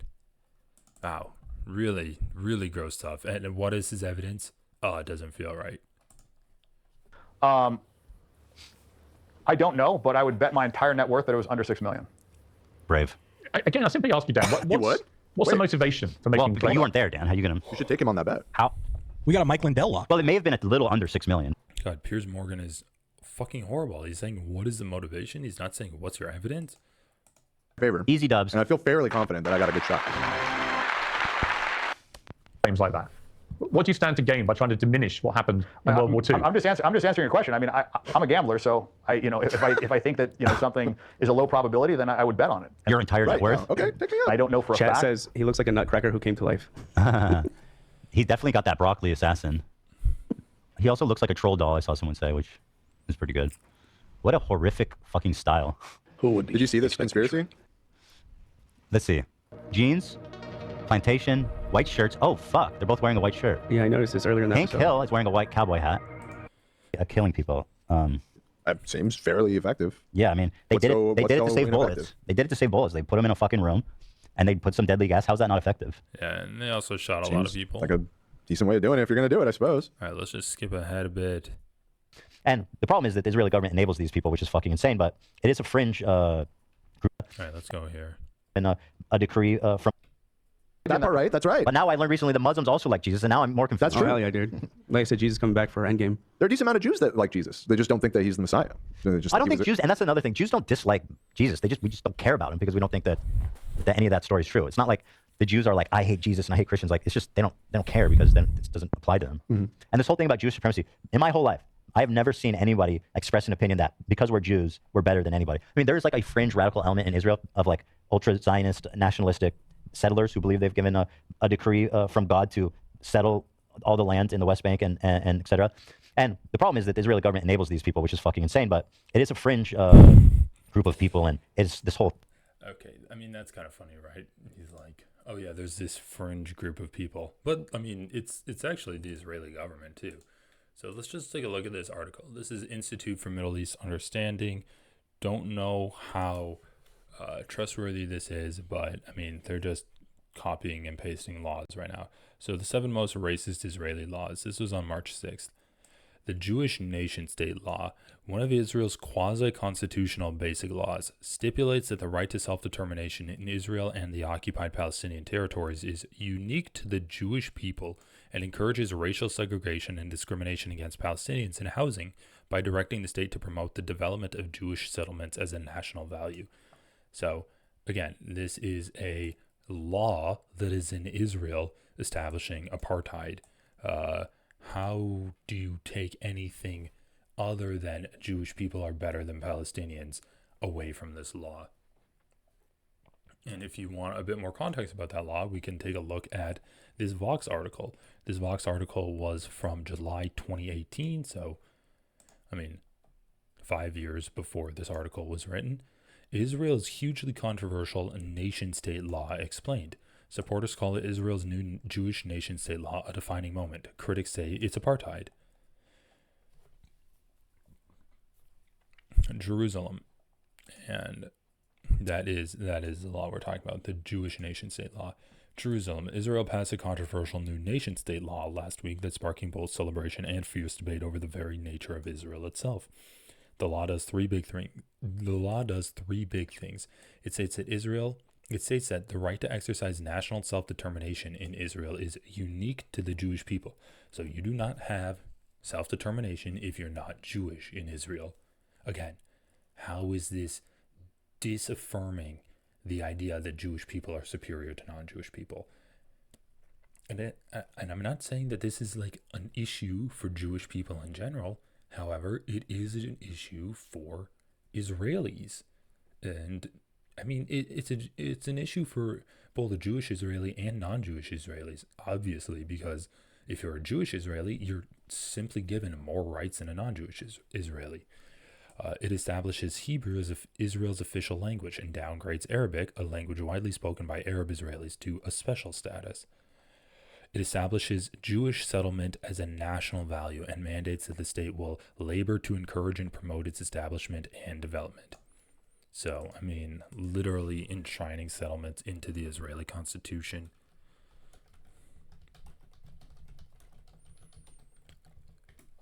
So, was this nation-state law ever repealed? Nope. Enacted July 19th, 2018, which is right when this article was written. This article was written 11 days after it was passed, so, and it hasn't been repealed. So if Ethan's going to try to say that, oh, the people that think the Israelis that think Jews are superior to non-Jews are a small fringe, I mean, it's literally enshrined in their laws. That was the first most racist law out of the 7. We haven't even read the other 7. But yeah, I encourage you to read this because this, like, it's just going to get worse from here. This whole idea that Jews think they're better than, that they can steal from, that they can rape kids, that's a new one, is just obviously entirely fabricated. I don't remember that in my Torah portion. I mean, again, it's not the fucking religion that's instilling the idea that Jewish people are better than non-Jews. And even if there are some religious ideas, usually religions do tend to tell its followers that they're the chosen people, that they're special, because that's what keeps them in the religion. So let's just say that Judaism does tell people that you are special, you're better than other people. That's going to pale in the face of Israel, who is backed up by the most powerful countries in the world, like enshrining your superior rights into law, not only to your neighbors in other nation states, but the non-Jewish people that are citizens of your country, and saying that you have more rights than those people. So yeah, it's like a completely other level than just the religion of Judaism. So again, it pretty much has nothing to do with Judaism, and it has everything to do with ethno-states and apartheid and colonialism. Like, all of this would exist without the religion there. You just have a different group of people. Oh. Yeah, which one did you have? I did Noah. Yeah, I wasn't in that one. Yeah. Promotes these things and promotes supremacy, I think you're going to have problems. And you see that in Israel. Israel is a manifestation of that religion. And I think that religion is, it's terrible. I don't believe in white supremacy. I don't believe in Jewish supremacy. I don't believe in supremacy at all. And brave. I do not believe you. Okay, so just one point here, like, like it's a good call out from the H3 podcast saying, oh yeah, I don't believe I don't believe you when you say you don't believe in white supremacy, because I don't know anything about Dan Belzerian, but I wouldn't be surprised if he does. And Jewish supremacy is white supremacy. There's no difference there. It's just an extension of white supremacy. It's just America and the UK being racist. Oh, we want white people in the Middle East. That's why we installed Israel there. There's no functional difference between Jewish people and white people. Jews will be picked out and targeted by white people when it suits their purposes. But in terms of the support the military support that we're giving to Israel, it doesn't matter. The Jewishness of the matter is irrelevant, essentially. Yeah. Right now, I think you have massive Jewish supremacy. You sound like a Nazi. I mean, he's not wrong. he's not wrong, but like you didn't earn that. You didn't earn that at all, Piers. It's just you look like an idiot, and you're just and giving him an easy responding to layup. him saying, "I'm not a white supremacist," you sound like a Nazi. Yeah. Well, no, I mean, I don't disagree that he's probably lying, but that is not. You're not making a compelling argument here. Dan Belzerian, please call on you coward. Imagine you're wrong. Let's test it. You know what I mean? Imagine you're wrong. Bro, I just want to say, I mean, I know Ethan's pretty confident in his ability to argue the whole like anti-Semitism debate, but I do think he would kind of get cooked by Dan Belzerian. Dan Belzerian just has the confidence of a dumbass. And Ethan's pretty confident too in what he says, but I think Dan will come in with some like archaic anti-Semitic lore that he's dug up and that he's unearthed from the pits of hell, and Ethan's just gonna have no idea how to deal with it. I don't think Ethan's well versed enough in anti-Semitism talking points to effectively combat what Dan Belzerian would throw at him. Oh. Yeah. I mean, it's like, no, well, I'm not. It's like, okay. Speaking of that point, actually, we were talking about this a little bit before the show, but I'm sure you saw the announcement about Mike Huckabee becoming the ambassador to Israel. Yep. Are you familiar with his sort of theology and worldview? Yeah, they're like Christian ultra-Zionist. They're more Zionist than anyone in Israel. Let's say most in Israel, the vast majority. It's pretty scary stuff, I got to say. Huckabee, who's now the ambassador to Israel, I have to say, the amount of like, how would you say it? Like I was seeing in Dearborn, right? We weren't able to find like the vote by like Arab or Muslim because it's way less people than I thought. But in Dearborn, they overwhelmingly voted for Trump, right? Mm-hmm. Yes. So like, again, I understand why they did, but it's kind of impressive how quick they came to realize they fucked up. Because I've already he gave Mike Huckabee. This guy couldn't be more pro-Israel. This guy believes that in his weird way, though. He believes the Jew. Yeah, I know, but like in terms of policy, he believes Jews have to live there so that the Messiah can come back. Like he is more pro-Israel than anyone in the world, maybe as much as. Like this is the guy that is going to fucking tell Netanyahu to do whatever he needs. He's the guy who's going to say the settlements aren't a violation of international law because he wants it, because he thinks that the Jews need all that land so that the Messiah will return. So the rapture will happen. Yeah, and then at that point, 100% agree with Ethan's characterization of these evangelical Christians. Yeah. Ethan calling out people in Dearborn, Michigan is really awkward. Obviously, these people that have family in Gaza that their family members are getting killed, they're getting bombed, they're getting starved out. They don't want the genocide to continue. It was continuing under Kamala Harris.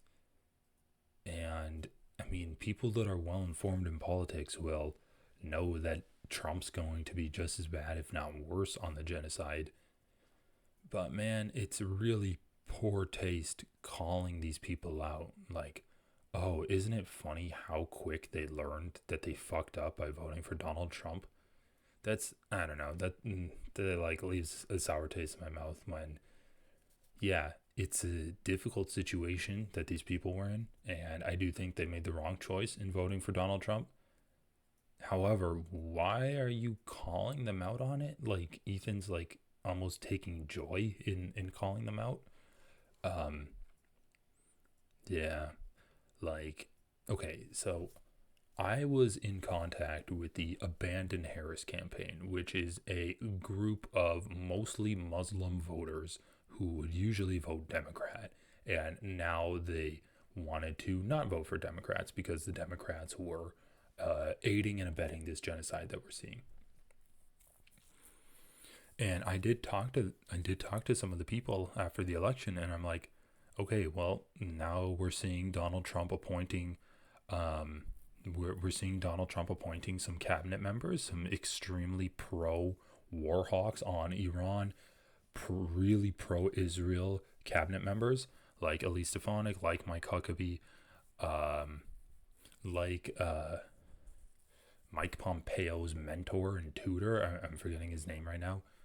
And I said, are you still happy with the choice you made? I wasn't like trying to rub it in or anything, but I was trying to like gauge their reaction. And they're like, well, yeah, because it would have happened under Kamala Harris anyway.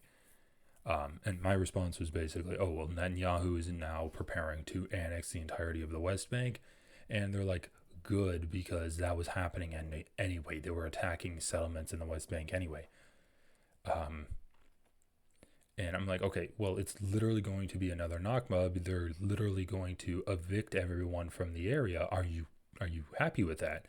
And the response I got was, yes, they are happy with it, because it's suddenly going to be a big event, get a lot of people on board against Israel.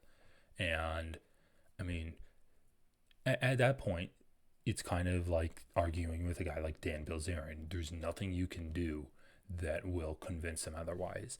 And it's not, for me personally, I wasn't coming at it from a standpoint of, I told you so, now people are going to die even harder in Gaza.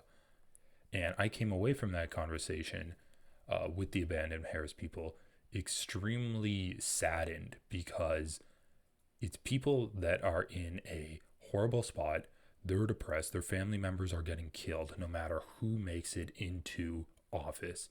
And if they need to delude themselves into thinking they made the right choice, when deep down they probably know that they didn't make the right choice, but they needed to feel like they could take a little bit of power back from the system and sway the election in any way they can, that's a horrible position to be in. And I would never say, I told you so. Donald Trump's going to genocide your family members even harder. And that's just the general vibe that I'm picking up from Ethan. And I also picked that up from Gila before the election, where they were kind of saying, oh, well, you and your movement, you're so silly. Why would you vote for Donald Trump? He's going to be even worse on Israel. And it's just coming from a place of extreme privilege, because, let's be honest, Ethan's not going to really lose any sleep no matter who became president. Kamala Harris, extremely pro-Israel. Donald Trump, even more pro-Israel. It's not going to affect Ethan. His family members aren't in danger no matter who wins. And he knows that.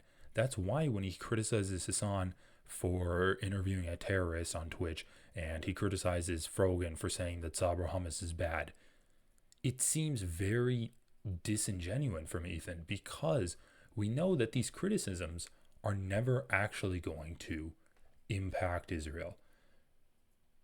Hamas, sure, it did a horrific event on October 7th. That's horrible. It's never going to defeat Israel in war. Hezbollah, it's never going to defeat Israel in war.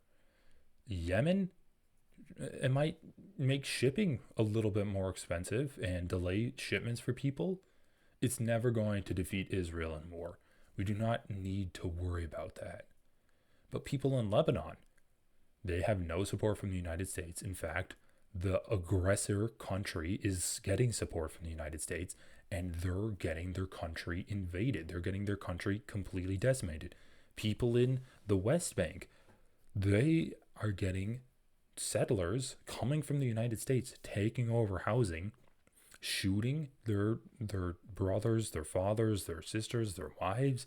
They're shooting them, taking over their houses, arresting them, putting them in these concentration camps that are inside of Israel.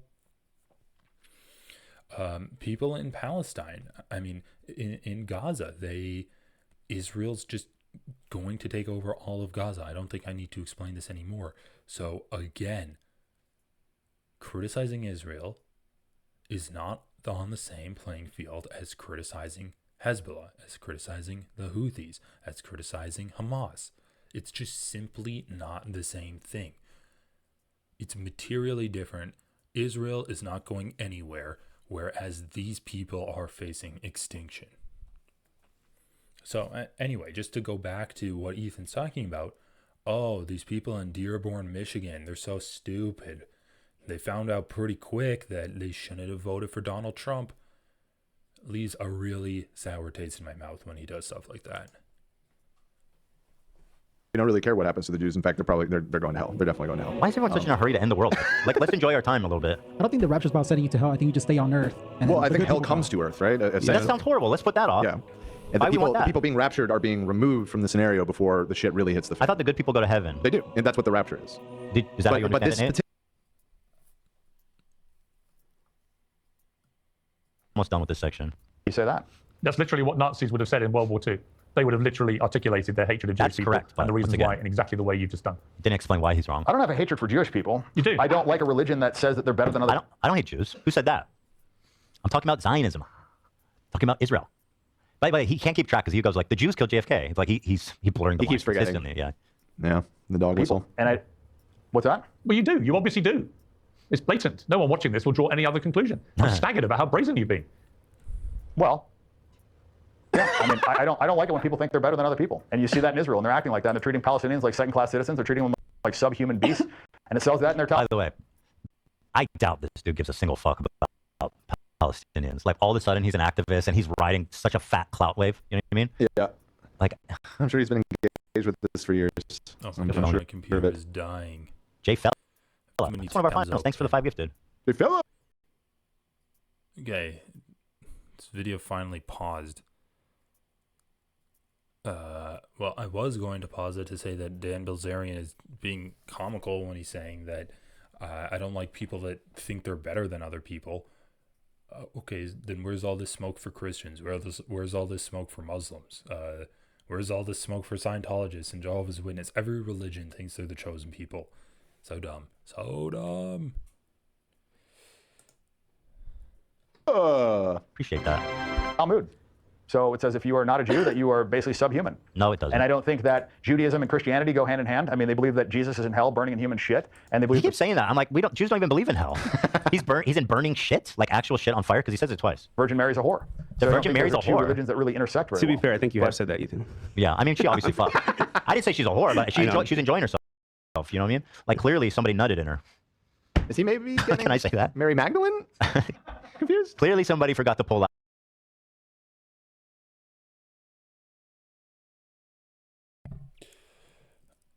I had my Jewish business manager try to extort me. I had lawyers do things that were illegal. And That's. Oh my god. This is why every conspiracy goes back to the Jews. Well, he starts off and he's like, I'm getting criticized for criticizing Israel. There must be something to this. Then he's like, my Jewish doctor is trying to poison me. My Jewish manager is extorting me. My Jewish hairdresser gave me this haircut. It's like, have you seen my hair? It looks like a fucking bird's nest and a squirrel died inside it. Oh my god, dude. I love how he goes from saying like, I'm just criticizing Israel and I'm just criticizing the Jewish idea that Jews are better than other people. And then he goes on to say, my Jewish manager tried to extort me. It's so funny. you know, I found a lot of, just hatred and support of Palestine. When I started saying things that were against Israel, I found that I had my Jewish business manager tried to extort me. I had lawyers do things that were illegal. And my Jewish lawyers did something that were illegal. He didn't even say my Jewish lawyers. It's just lawyers in general, which is also funny. I found a lot of, just hatred from the Jewish community because I was speaking out against a genocide. And that really opened my eyes. I don't think that was the only reason, buddy. You barely mentioned Palestine in your rant about Jewish people being the biggest threat to the world. What's going on? You know why Jewish Like I said, people... rarely is it the case that people on the right side of history are the ones that are trying to silence people. Yeah, the reason Jewish people... Yeah, you're on a fucking huge show saying everything you ever wanted to a massive audience and an audience that is clapping like fucking trained seals, just like eating it all up. I mean, that was a pretty good point that Ethan made. When you get a guy who gets an audience for saying anti-Semitic stuff, like what Dan Belzerian said, where he will kind of fluctuate back and forth between, I'm getting hatred from the Jewish community to these extremely anti-Semitic conspiracy theories, like my Jewish manager is trying to blackmail me. I'm getting like blacklisted by my Jewish lawyers. They're doing illegal stuff to me. And the Jews killed JFK. The Jews control all of our politicians because they have dirt on them and they're extorting them. But it's kind of funny. It's like, what did your manager have dirt on you? Is there a Dan Bilzerian sex tape out there? That's what I want to know. But what Ethan Klein said is true. When you are spending so much of your time on these conspiracy theories, again, a large part of these conspiracy theories is caused by the ethno-state that Israel's in. I don't think that this guy would get as much traction as he has if the ethno-state, or if the fact that Israel was an ethno-state wasn't exacerbating these kind of anti-Semitic conspiracies. However, when you are spewing these conspiracy theories, who suffers? Well, it's the people that are getting targeted by the conspiracy theories, but it's also the Palestinians, because you are making it easier for the people fighting against Palestinians, trying to kill Palestinians, as saying that, oh, well, people that they claim they're fighting for Palestinian cause are actually just hating Jews. I mean, that's exactly what Ethan Klein's doing, right? When he's targeting Hasan. Ethan has seen a rise in anti-Semitism, and that has led him to think that what Hasan is doing is anti-Semitic. When you do, and because of guys like Dan Belzerian, who do amplify anti-Semitism from their corner of the internet, that will drown out and kind of undercut genuine pro-Palestinian voices like Hasan, like the Majority Report, and like Mehdi Hasan too, where they're actually calling out the atrocities Israel is doing, and they're doing so in a way to uplift Palestinian voices and shine a spotlight on, like, try to humanize them, try to show that this is an issue that we as the United States is causing, and we need to create a solution to it. We need to end this. And because of all of the anti-Semitism, Ethan will look at that and he'll be like, oh, you're just like Dan Bilzerian. You're criticizing Israel. You're being anti-Semitic in your criticism of Israel. You're saying that Israel's violent. What are you doing? You're saying all Jewish peoples are violent? That's anti-Semitic. So ironically, what Ethan called out here, where he's like, Dan Belzerian doesn't actually care about Palestinians. He's just doing anti-Semitism. That's also what he kind of does to Hasan, right? Where he'll conflate calling out. I mean, it's like this, right? Dan Belzerian is conflating Zionism with Judaism.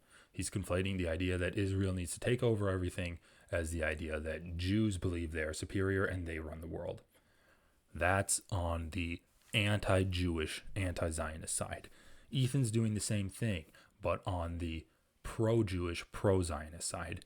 He is saying that I'm being pro-Jewish, I'm fighting against anti-Semitism, and in the process of doing so, he is fighting against anti-Zionism as well. I don't think I can really say it any clearer than that. Ethan's being sloppy in his defense of Jewish people. Dan Belzerian is being sloppy in his critique of Zionism. And I do think that there is an ideological bend to both of these guys too. Dan Belzerian, objectively a worse human being than Ethan Klein. He has caused more trouble. I think that his anti-Semitic rants are way more blatant and dangerous than Ethan Klein's Islamophobia rants, but that doesn't mean that we can't call out Ethan for his Islamophobic tendencies, and hopefully he can look at himself critically and see kind of the objective harm that he is doing by comparing Hasan to guys like Osama bin Laden, which we'll see later in this video. People may dislike you is because of your obvious hatred for them and everything they stand for. I mean, you've literally spent the last 20 minutes on an anti-Semitic rant that makes Kanye look like a choir boy. I'm staggered. Don't discredit Kanye like that. I mean, he's pretty up there. Bro, but also confused as to what you think you'll gain from this, other than you're just laying bare your anti-Semitism. Again, it's so dumb. He has so much to gain from this. He's gained so much from this, and he's by doing this, he's legitimizing him. He's making it sound like he's high status, that he's putting everything on the line, and that just couldn't be more further from the truth. He's really helping him here. I don't think I'm going to gain anything. I think it'll be horrible for me. But it's what I believe. I don't think that Jews like Christians, and you see it when Come on, bro. What did you just say Mother Mary is a whore? I didn't say I disliked her. I said someone nutted in her, probably. And I only say that just based on empirical evidence, because I've never seen that happen. I've known people that You're saying that as an atheist, not as a Jew. Is that fair? That's definitely from an agnostic. As a comedian, even. It's not even from any dogmatic point of view. As somebody that. I mean, agnostic standpoint. That's funny. Dan says atheist. Ethan's like, I'm not atheist. I'm agnostic. Right. Say what? Because Jesus is magic. Mary wasn't magic. Jesus is magic. Yeah. I do wonder what his DNA test was. Oh my God, who gives a fuck? Let's skip past this shit. That's a good one. Appreciate that. Definitely rim shot worthy. Just for clarity, I think you should be honest. But do you hate Jewish people? All right, Piers is blowing it. I don't need to finish it, but yeah, he sucks. Piers. No, it wasn't like a little anti-Semitic, right? Bro, Piers Morgan did handle that horribly. Dan Belzerian says something anti-Semitic. Instead of pushing back against it, Piers Morgan is like, "You're anti-Semitic." Dan Belzerian says something anti-Jewish. "Do you hate Jewish people?" It's so dumb. He's literally like, he's basically endorsing what Dan says by playing kind of the hapless idiot. Right? It was like a raisin, straight up Nazi shit. And now you put in contact the comments I read, and hopefully you understand why. I thought it was a good idea to go through all those. And I don't know if it was a good idea, but why I felt I should do it. So there it is. And this is totally by Piers. This comment that we saw like 100 times. They'll call you an anti-Semite, but never a liar. It's like, yeah, I mean, he didn't ever call him a liar, and he didn't really ever challenge him on the crazy shit he was saying. So they're right that he didn't do a good job challenging him. But also, it's not that he's lying either. It's that he's just fucking wrong. You know what I mean? But yeah. So there that is. That was fun. That was an unexpected tangent. Yeah, quite a tangent. And I no longer think we have time to get to either. I mean, I think it's fair to call him a liar. Of our title stories. So you think we could do Ethan pops off on Dan Belzerian? Sure. What is this? All right, where's this what number is the Rock one or the Steve Austin Jews? I think I don't know. Maybe he knows what he's doing. Maybe he's too dumb. I don't know. How y'all in, as you would say, diamonds, furs, a movie business? What's the deal here? What's the deal here? Tell me. What? What? Like, genuinely, what would you want him to actually answer to that? What? My people. My people. Yeah. We own everything. I know. How is that? Well, because we're the smart people. We're the Jews. You know, I mean, we screwed up in the Middle East. You know, I mean, we did. I mean, I can speak about this because I mean, we're supposed to be the chosen people, and here we picked the only piece of land in the Middle East that has no oil on it. Everything we have is sand. These guys are all idiots. Jesus, what a nightmare this podcast is. Stone cold podcast. I don't know. Wait, what is this? Steve Austin asks Paul Heyman if the Jews have a monopoly over important world industries, and Paul replies with a humorous dissertation on Jewish history. Yes, this really happened. Okay, I don't see the importance of covering that. Let's just get to the stupid part. All right.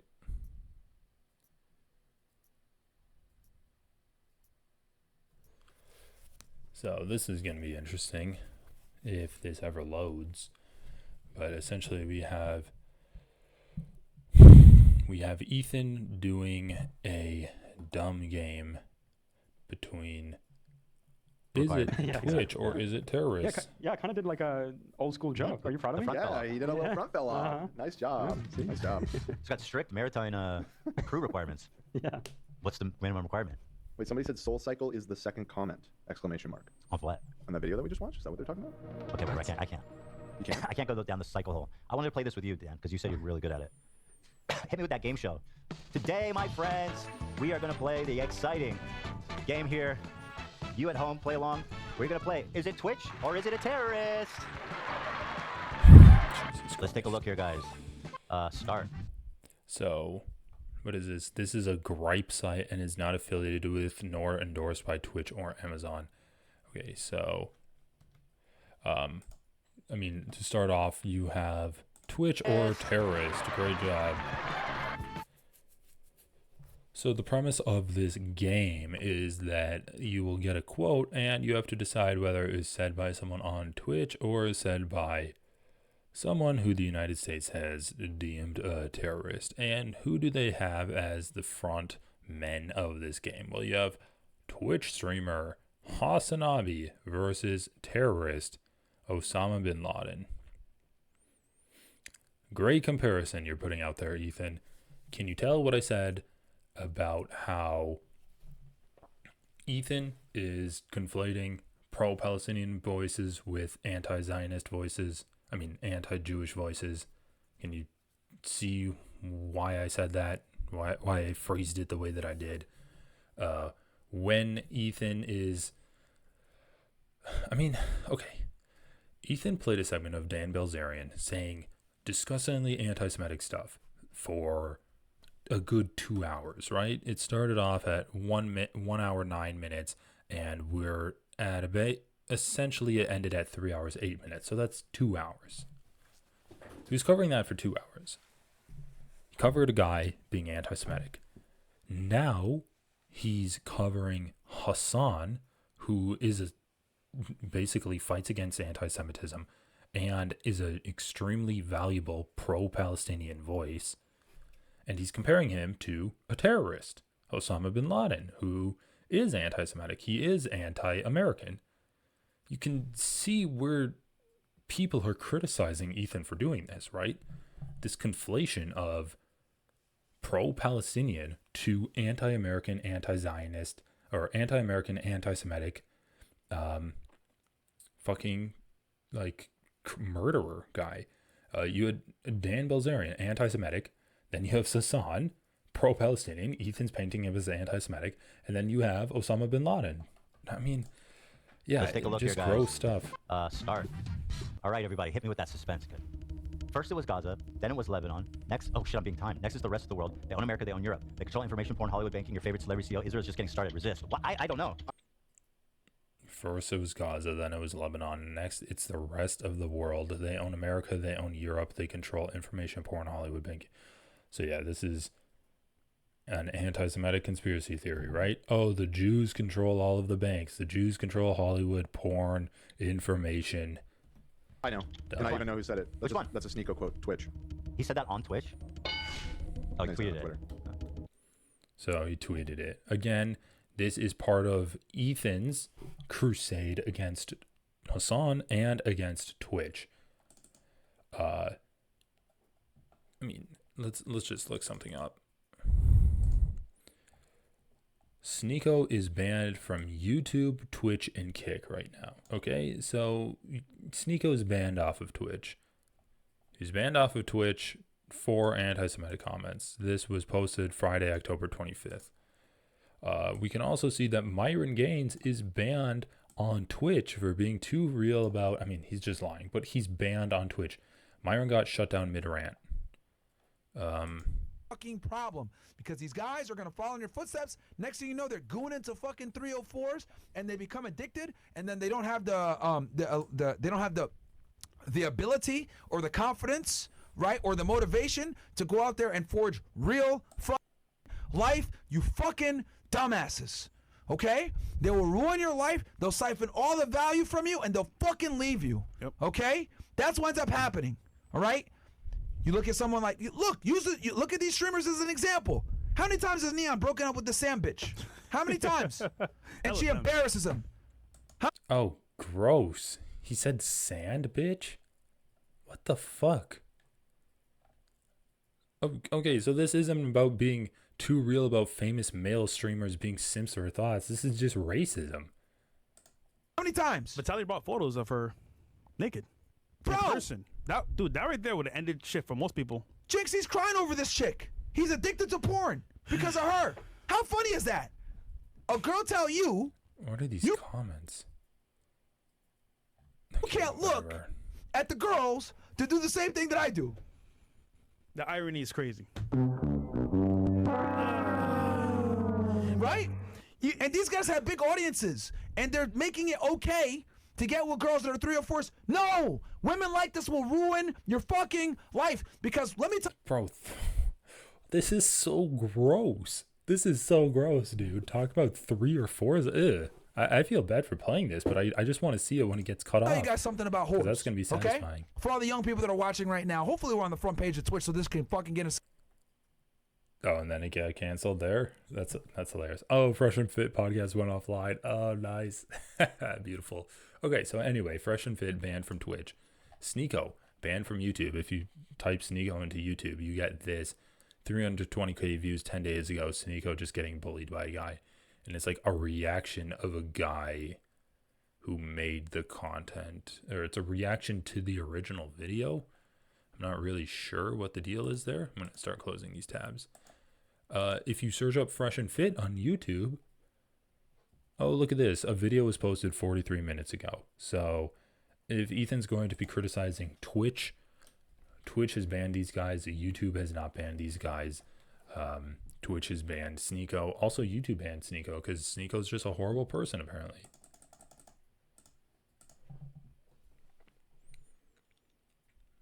Remember, this is the man that Twitch unblocked, albeit briefly. Very brief. Okay, so yeah, he's banned. Wait, didn't he get banned like a day later? Well, I think the only reason... Because of the backlash? Yeah, and like all the anti-Semitism shit was happening at the same time. I think someone... yeah, okay, if they're Muslim, they call them terrorists. If they're white, they call them mentally ill. If they're Israel, they call them our greatest ally. Ooh. I don't know. That could be another Sneeko, to be honest. I think it might be terrorist. Yeah, I think it's Twitch.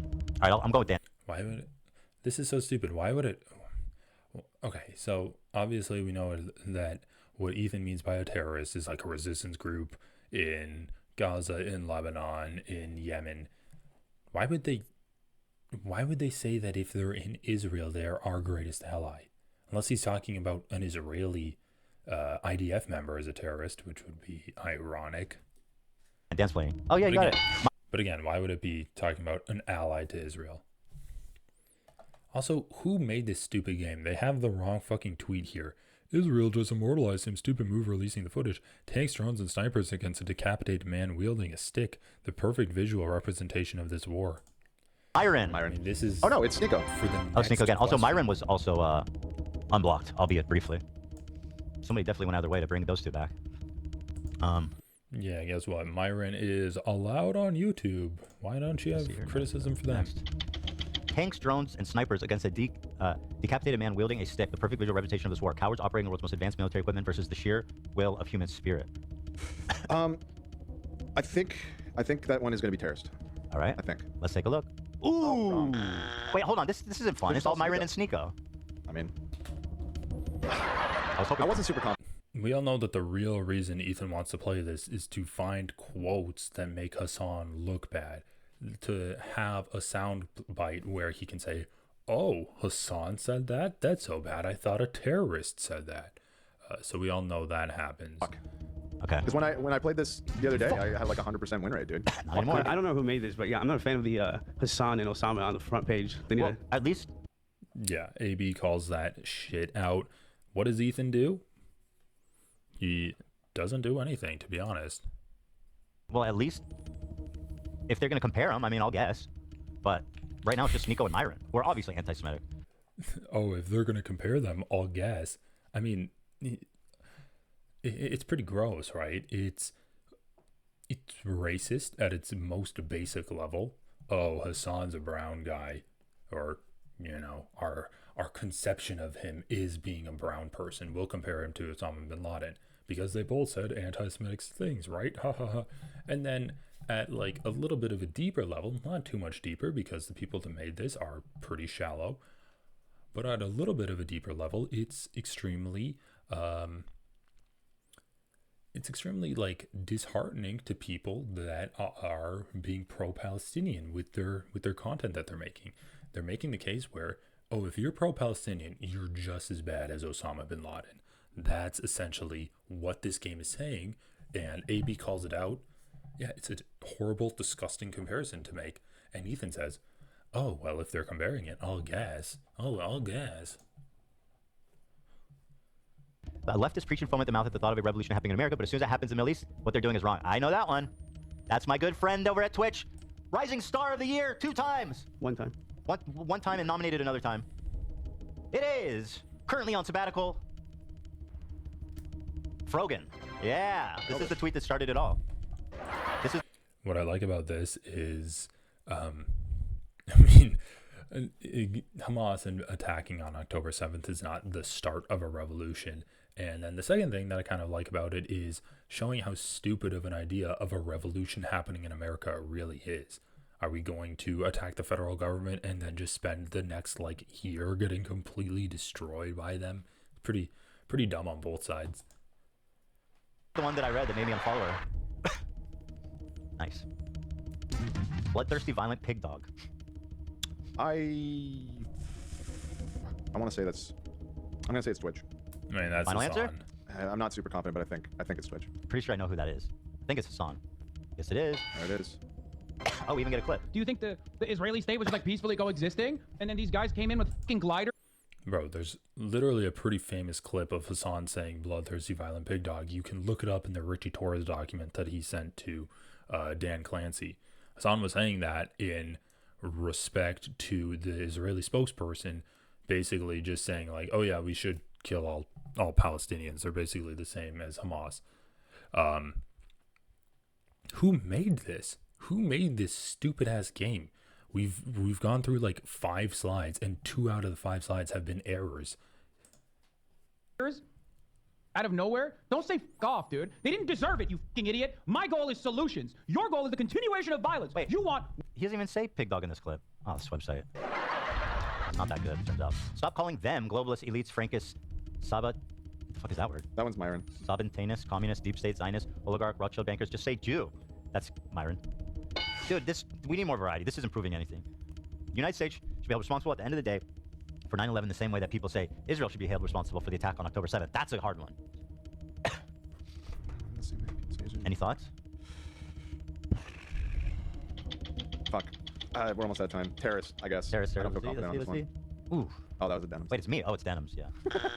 It's you. You said that, dude. Nobody was simping for Bin Laden, Ethan. That is kind of funny. Anyway, is that the end of the segment? That's not how you spell Klein. Damn, she really got me with... Gosh, she doesn't know how to spell Klein. What an idiot. She got me with that, Okay. You're right, though. That game sucks. It was just not enough variety. It didn't prove anything, because all the anti-Semites was just like Myron and Sneeko. Yep. Yeah. Oh, wow. All the anti-Semites are Myron or Sneeko. I mean, what did Ethan want from this? I think it's pretty clear what Ethan wanted, right? The front cover of the game was Hasan opposite Osama bin Laden. Ethan wanted a quote from Osama bin Laden to be undifferentiable from a quote from Hasan. And then he can say, oh, look, Hasan's basically a terrorist. That's what he wanted. Why is Ethan being like, oh, this didn't prove anything? Like, he came into the game with the expectations that it was going to prove something. Very suspect from Ethan here.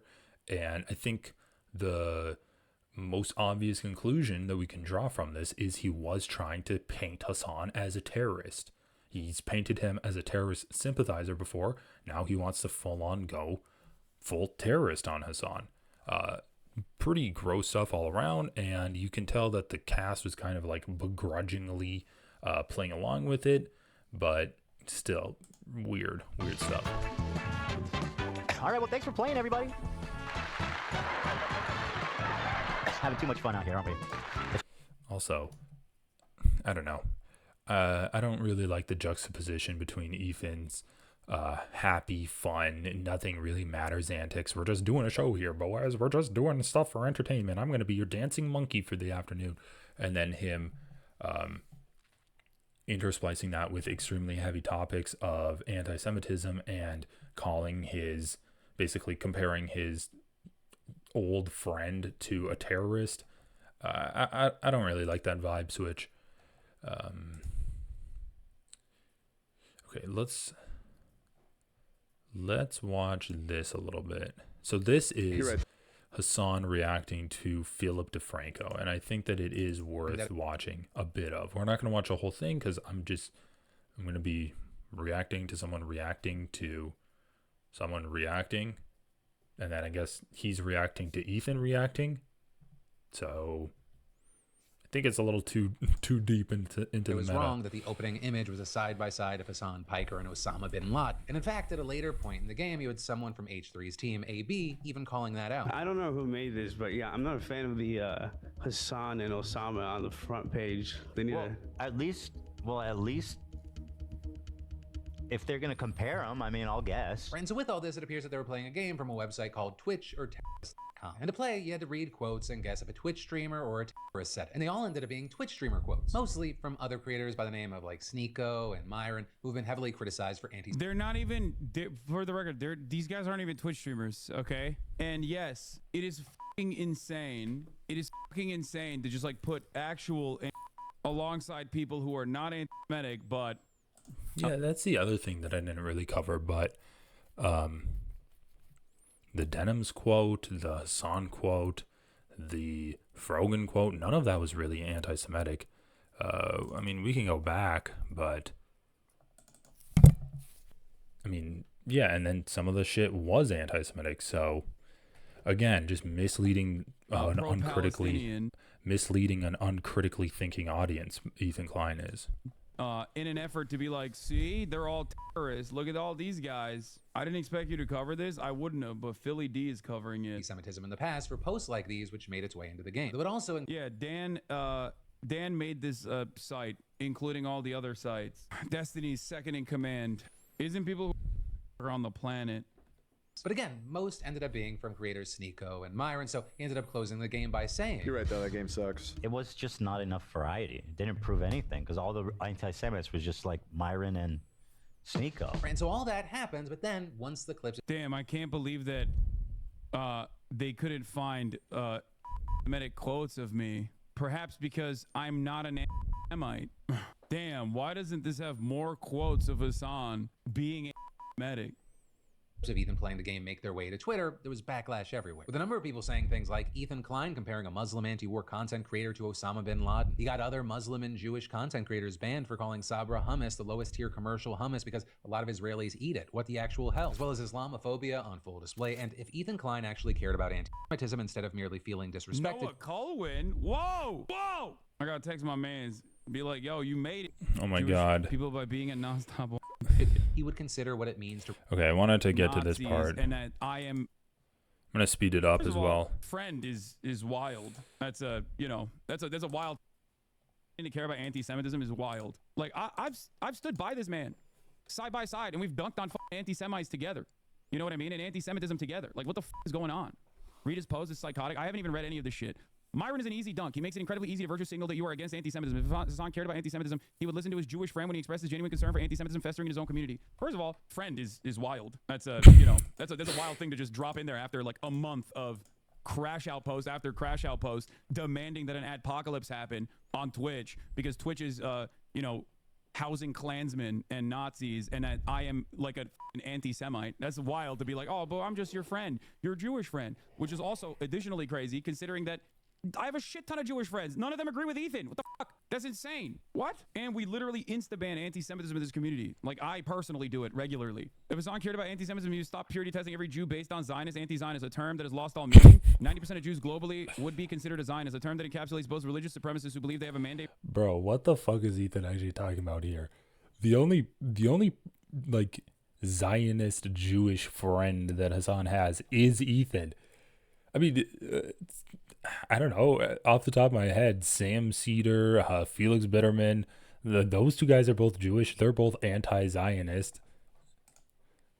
From God to settle in the West Bank, and every secular Reform Jew in the world who thinks Israel should continue to exist. I do not purity test every Jew based on Zionist, anti-Zionist. That is insane. I've not only never done that, I don't know why the he's even saying that I do that. What the fuck? And for the record, Zionism has not lost its meaning. If it did, I don't know why you would say that like 90% of Jews globally are considered Zionists, which I also disagree with as well. If Hasan cared about anti-Semitism, he would not hand wave away blatant Jew hatred from his friend Frogan. He would, yeah, I know. I should Wait, I should put Frogan in a dunk. Is that still the hummus thing? Is Ethan still on about that? That she said Sabra hummus is like the worst tier of Arab relations? Is that what he's talking about, or did Frogan have a different thing where she was hating on Jews? Tank for doing the tier list that Rafi and themselves like put on the Arabs podcast. That was perfectly fine, and everybody understood exactly what the it was. Mad that Trump won, baby boy, brother. You are probably pieces that are. I've talked about the Houthis banner multiple times, which is like another part of this process that is, of course, always not repeated. But regardless, let's continue. He would not call Hasan Nasrallah a brilliant man or say he has no problem with Hezbollah, a man in his organization that has explicitly called for the... Bro. Noam Chomsky called Hasan Nasrallah a brilliant man. Like, Norm Finkelstein said that Noam Chomsky holds him in high regard. Do I need to play that clip? All right, fuck it. I'm going to look up that clip while this plays. Oh, shoot. Where did it go? Here. Genocide of Jews. Hasan, if you cared, you would read this instead of laughing about how crazy I am based on a Chatter's brain dead summary of my post. I like that I addressed all of these talking points a million times over, but, you know, yeah, there it is. I read it, and it still sounds crazy, okay? Contextualizing and offering analysis to how certain non-government organizations exist is not a de facto carte blanche defense of the way that they exist or the things that they do, okay? That's it. Ethan doesn't know shit about these groups or the region. Their politics are as, yeah. Okay, again, let's just take a look at this weird podcast. Very high regard for him.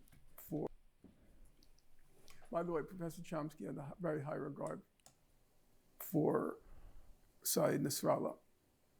Very high regard for him. So, I mean, it's so dumb. It's so dumb. Hasan called, just saying a guy's smart doesn't mean you're defending him or you believe in what he's doing or what he stands for.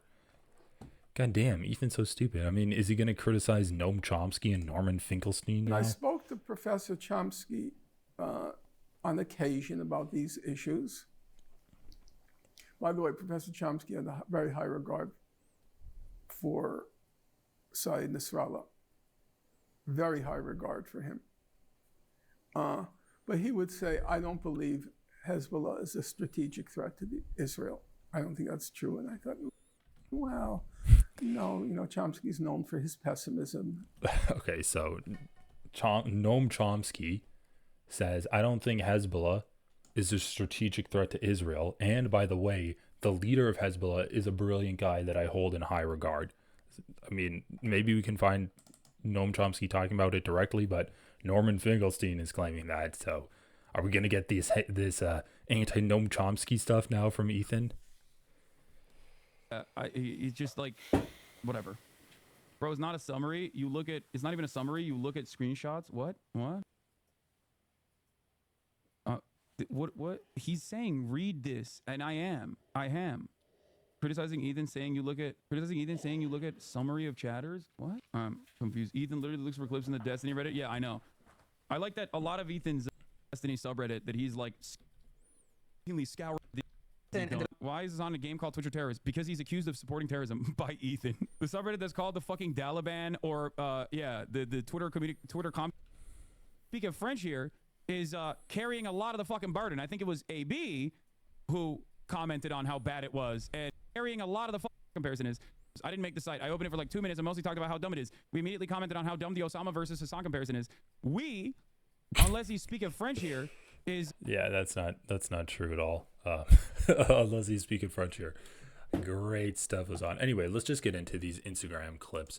So let's see. I have Instagram pulled up. Oh, great. It still works.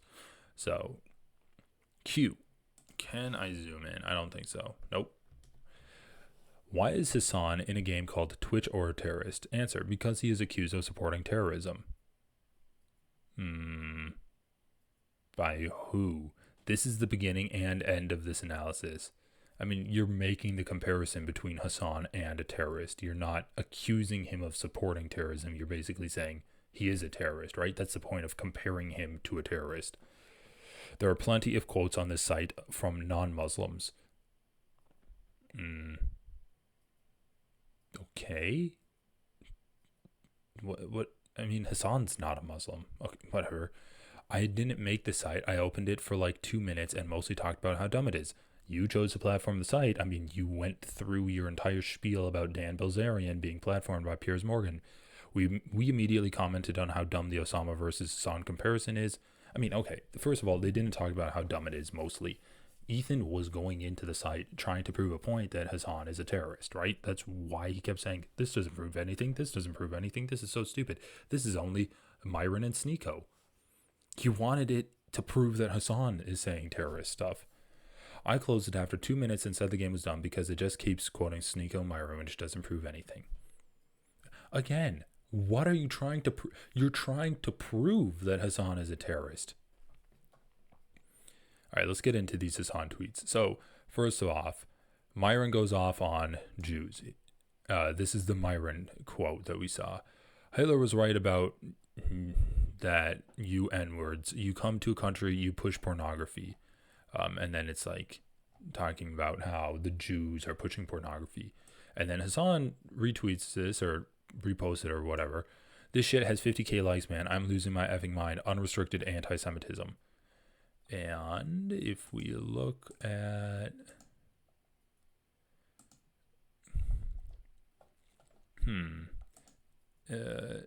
if we look at this, Ethan responds to that and he says, Myron is an easy dunk. So now he's criticizing Hasan's criticism of anti-Semitism.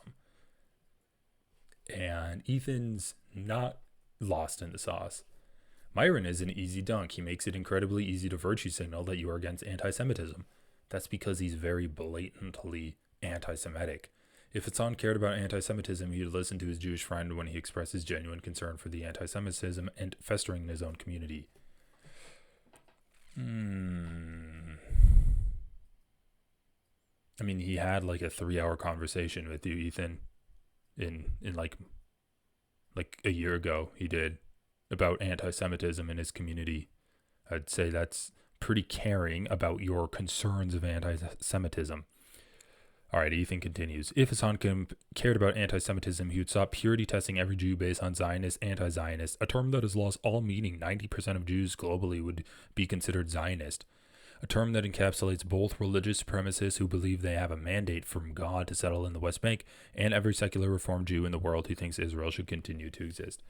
So, I mean, Ethan's never really dealt with the idea that Israel is an ethno-state. I haven't heard him bring it up once, the idea that Israel is an ethno-state, and definitionally so. Israel must continue to be an ethno-state according to the people who are running Israel. And that's the definition of a Zionist. The idea that Israel must remain an ethno-state. It must have a super ethnic majority of Jews living there. So when Ethan says, oh, we don't want to destroy Israel, we just want Israel to continue to exist. Okay, you're close. I just need one more thing from you. Continue to exist as an ethno-state, or maybe it doesn't have to be a super majority of Jewish people in Israel. What say you, Ethan? And he'll never make that final step. And that's really, I mean, it's kind of like Jordan Peterson, where he will refuse to say whether he believes in God or not. He'll say, I act as though I believe in God. I think that believing in God is extremely important, but he won't ever say if he believes in God or not. And that's the same with Ethan.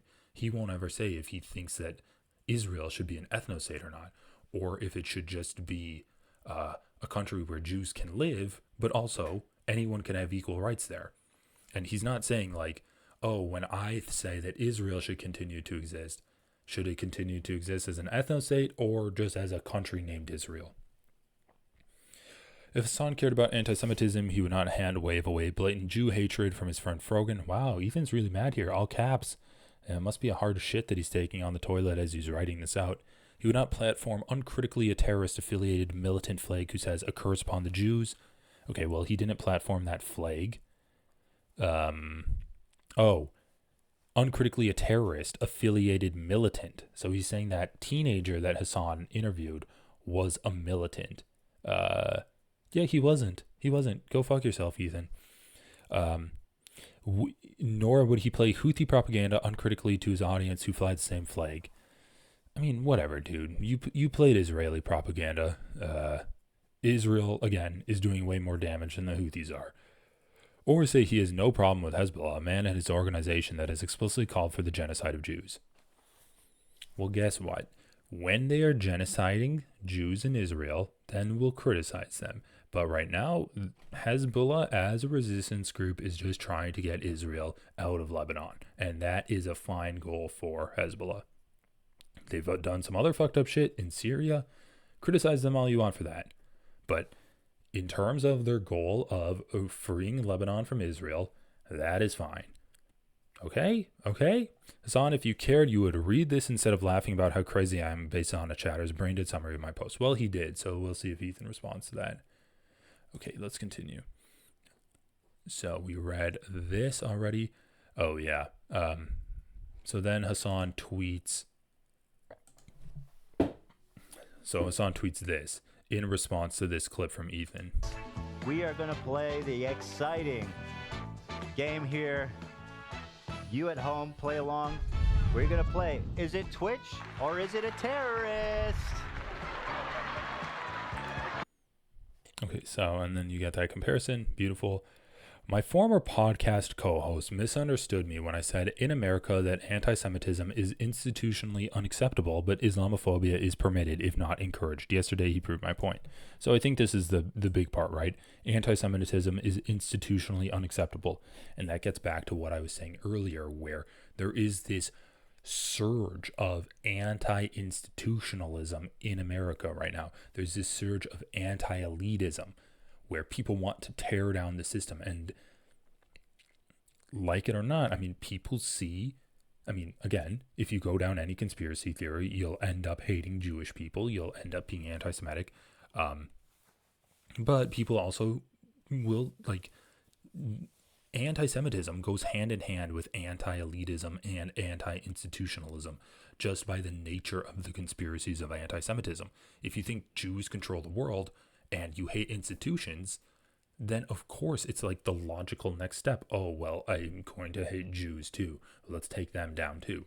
So when anti-Semitism is institutionally unacceptable, then people trying to tear down the institutions are going to be anti-Semitic. So we are seeing a rise in anti-Semitism. It's going hand in hand with a rise in anti-institutionalism. Let's tear down just look at Trump, right? And all of the institutions he wants to destroy as president. So yeah, we are seeing a rise in anti-Semitism, but Hasan's 100% right, where institutions are making anti-Semitism unacceptable. But as we're seeing the degradation of these institutions, we're seeing this rise in anti-Semitism. And that's just something that Ethan can't understand. So anyway, we have Ethan responding to this tweet now. Let's just read it. So we read this. We read this already. He intentionally quote tweets someone that misrepresents / lies about what's in the video and then calls me Islamophobic for something I didn't even do. All while defending a racial tier list with Jews on the bottom and Arabs on the top. Masterful. Oh my God. Okay, Ethan is still hung up on the Frogan Hummusgate thing. That's kind of embarrassing. Let's continue. Guy vacuuming his dog. Thought there were more tweets than this from Ethan. Okay, well, that's the last tweet we have. Anyway, so we had some interesting things. Okay, so we covered this tweet. We covered this tweet. What is this? Ethan Klein comparing a Muslim anti-war content creator to Osama bin Laden. He got other Muslim and Jewish content creators banned for calling Sabra hummus the lowest tier commercial hummus because a lot of Israelis eat it. What the actual hell? I mean, it's so funny, right? Hasan didn't even comment about the hummus thing, and Ethan still got kind of triggered by it. What do we have here? Oh, OnionBot, InfoWars. This is Hasan reacting. Oh, yeah, that's my channel. Oh, so something that I didn't cover, but Ethan was talking about how Bassem Youssef was doing Bassem Youssef was being anti-Semitic. He's doing a conspiracy theory for he's doing a conspiracy theory for saying that Israel stole children, and I skipped over it because I was skipping around a lot. However, I do think that if you watch it, and if you watch the original video and you're wondering, it's worth kind of getting into it. So I want to find this. These were just some tweets that I was doing. Okay, this was the original video. So this is the claim that Ethan said. This is the claim that Ethan said was anti-Semitic. So let's just get into it. I have never heard a secular country, a democratic country, that would kidnap little kids from Yemeni Jews in 1950 and then take them away and then tell their parents that they die. And they did that in order to instill Semitic DNA in their population. That's why DNA testing is not allowed in Israel.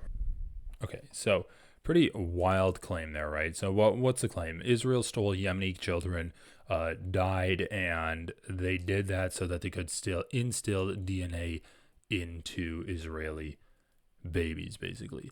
That's actually a real thing. Missing babies. Israel's a Yemenite children affair. So the motives are not exactly correct, I would say. However, it's been the subject of enough conspiracies that there's literally, so I mean, Ethan said that Bassem Youssef, who again is a huge pro-Palestinian voice in the world on the global stage, So Ethan has kind of a pattern of attacking pro-Palestinian voices here. He said that Bassem Youssef is anti-Semitic for doing that. However, we can see that this isn't a anti-Semitic conspiracy. This is a conspiracy within Israel from Yemeni Jews. Yemeni Jews. Widespread speculation persists that the infants were given or sold to childless Holocaust survivors in a covert systematic operation. Conclusions reached by 3 separate official commissions set up to investigate the issue unanimously found that the majority of children were buried having died from diseases. So, this was a horrible thing that happened. So we know Israel wanted to get a lot of Jews to move to Israel. And the reason they wanted to do that is so they could dramatically improve their population. Because they had so much immigration, they weren't able to handle it, and they set up camps. So we can see they set up this Hashid camp. In 1943, the immigration of Jews from Yemen to Palestine increased. Only several hundred had immigrated in years before, but over 4,000 immigrated from 1943 to 1944. They were only allowed to leave Yemen through the British colony of Aden. In May 1945, the British banned further such immigration, and 7,000 Yemenites remained in a camp near Aden called Camp Hashid. From December 1948 to March 1949, they were flown to Israel, and at that point, the camp was dismantled.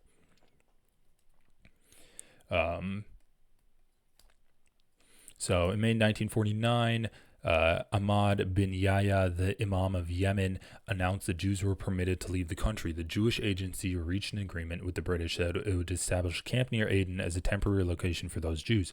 The British estimated that there were 20,000 Jews in Yemen and that 1,000 would come each month. A new camp was built near the old Hashid camp, but it turns out that there were some 50,000 Jews in Yemen, and soon enough the camp had 13,000 residents.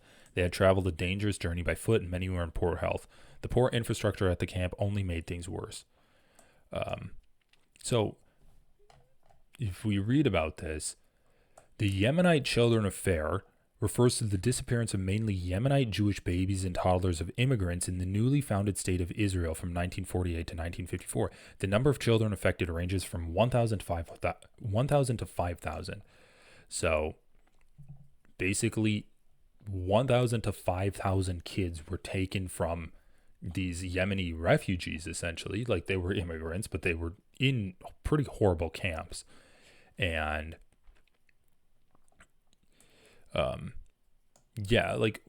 subjected to horrible conditions and then treated extremely callously and inhumanely. So conditions in the tent cities were harsh. There was poor hygiene and widespread disease. The authorities decided it would be best to move the babies to separate houses. Older children were often taken to temporary care foster families.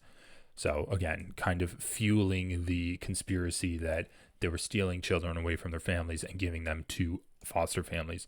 Furthermore, children who caught an infectious disease had to be quarantined, moved to special wards in other hospitals. Hospital staff would often discourage contact between patients and children, or parents and children, in fear of further spread of disease. Many babies did eventually die, and in those cases, they were often buried in haste without waiting for the parents. Due to poor communication, it would often take days or more for the parents to be notified and come, and the hospitals did not have the resources to keep the bodies that long. So again, treated incredibly inhumanely. Taking parents as children. The parents were not allowed to see their children. Their young babies would die, and then their babies would get buried, and sometimes word would not get back to the parents for days, if ever. Sometimes the children would get buried, and parents would never receive the message that their children are dead.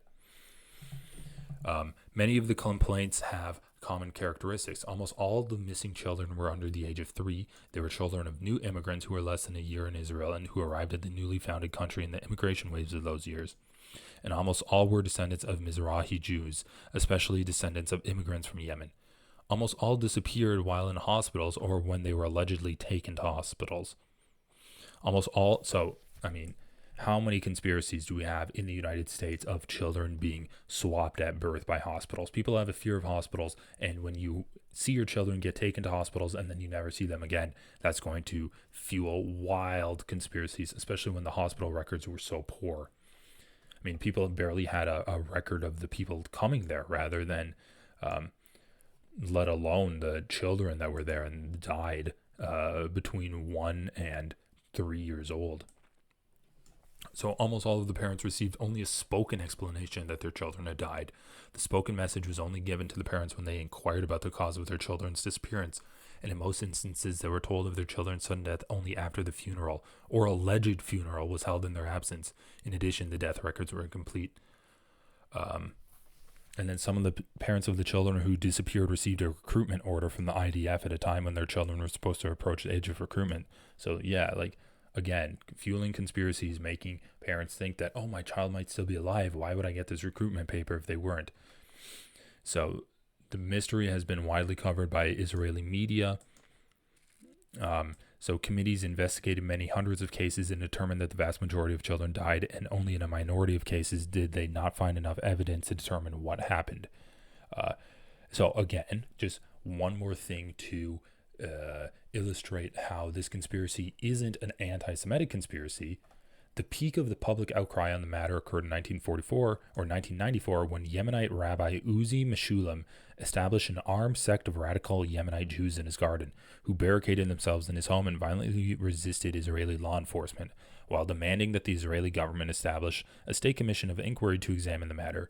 So it's such a conspiracy within Israel that Jews are like literally taking up arms and demanding an inquiry into it. So this little mini insurrection did cause a commission to be created, the Kedmi Commission, and we can take a look at what it is.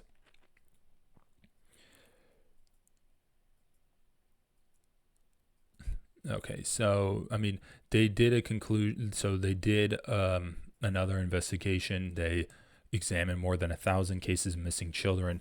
It found that in the state's first 6 years, although as many as 1,000 children may have disappeared, there was no basis to the claim that the establishment abducted babies. Hundreds of thousands of documents relevant to testimonies and evidence were classified for 70 years and will not be available to the public until 2071.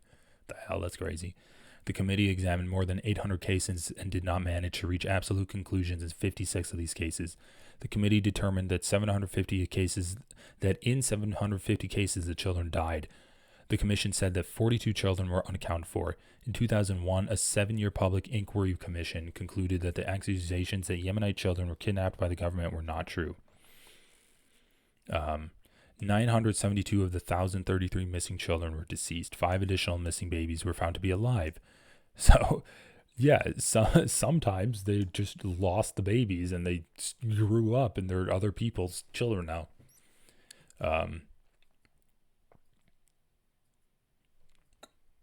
So in the unresolved 56 cases, the commission deemed it was possible that the children were handed over for adoption following decisions made by individual local social workers, but not as part of an official policy. And then this is gross. Disturbing revelations followed in a special Knesset committee about medical experiments that had been conducted on the Yemenite children. Prior testimony given under oath during the previous inquiries revealed that many children had died as a consequence of medical negligence.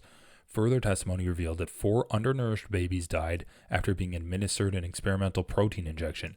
Violating Jewish tradition, post-mortem examinations were carried out on children who were then buried in mass graves. Children's hearts were removed in some cases and given to U.S. doctors researching the near absence of heart disease found in Yemen. So, a pretty gross story all around.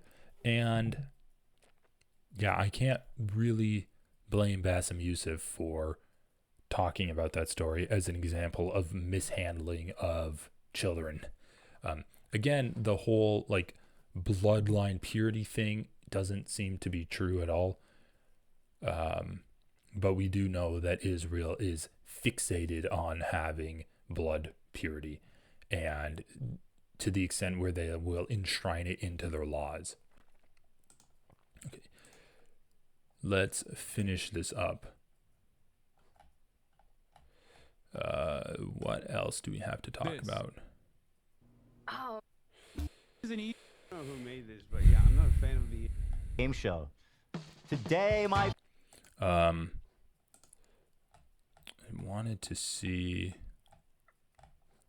something. Oh yeah, this is okay. So this is an interesting one. So Ethan is getting these attacks on Hasan from people in Destiny's community. It's pretty much confirmed. The website that he went to, Hasan or Terrorist, or Twitch streamer or terrorist, was created by Destiny's right-hand man, Dan Saltman.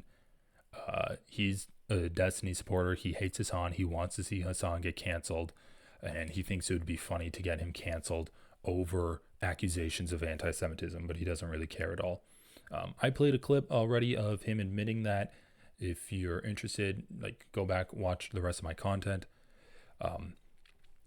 This is also interesting.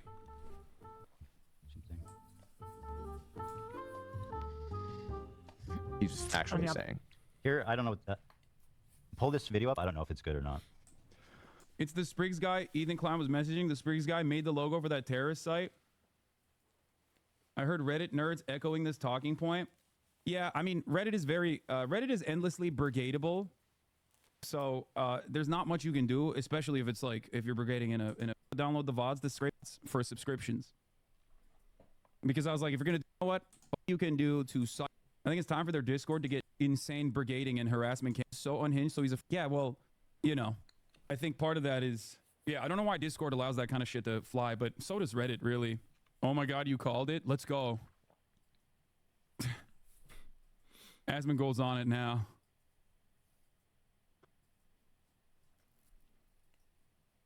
Give me what you got if you can. From Destiny's community, 2 white millionaires argue. What? Destiny's mods urgently ask for a clip of Hasan discouraging people from voting. 3:55 p.m. Pacific. Someone sends the Destiny mod this post. Back to the H3 podcast a few minutes later. Speak of the election or something. This one's recent. Let's see what this one is. What this? I like that the crew's like, come on, let's speak of the election, please. And he's like, no, we have to speak on Hasan, who does not vote for sure, and tells people not to vote. 3:57 p.m. PST. Look at the copy on the bottom left of the screen. And all the efforts. Oh, 2 white millionaires argue that voting. Oh yeah, it's directly from Reddit.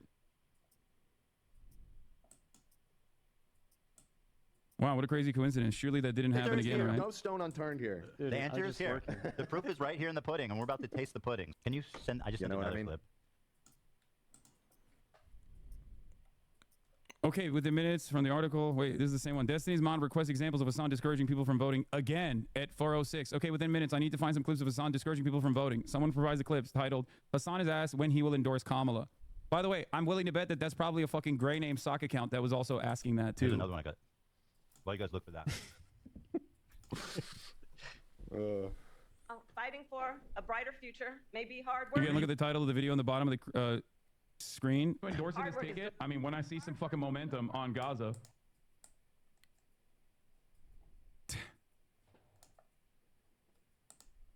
By the way, in that clip, you want to know what's funny?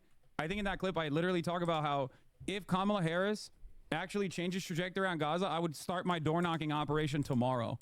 That very same clip that they're using. Yeah, so at this point, Ethan is just trying to find ammo to target Hasan with for pretty much anything, honestly. So we have Ethan criticizing Dan Belzerian, saying that he's platforming anti-Semitism, and what Ethan doesn't really understand is that anti-Semitism is both it's both a function of the anti-establishment type of sentiment that we're seeing from Donald Trump, and how that's at odds with the establishment, which does have a pretty low tolerance for anti-Semitism.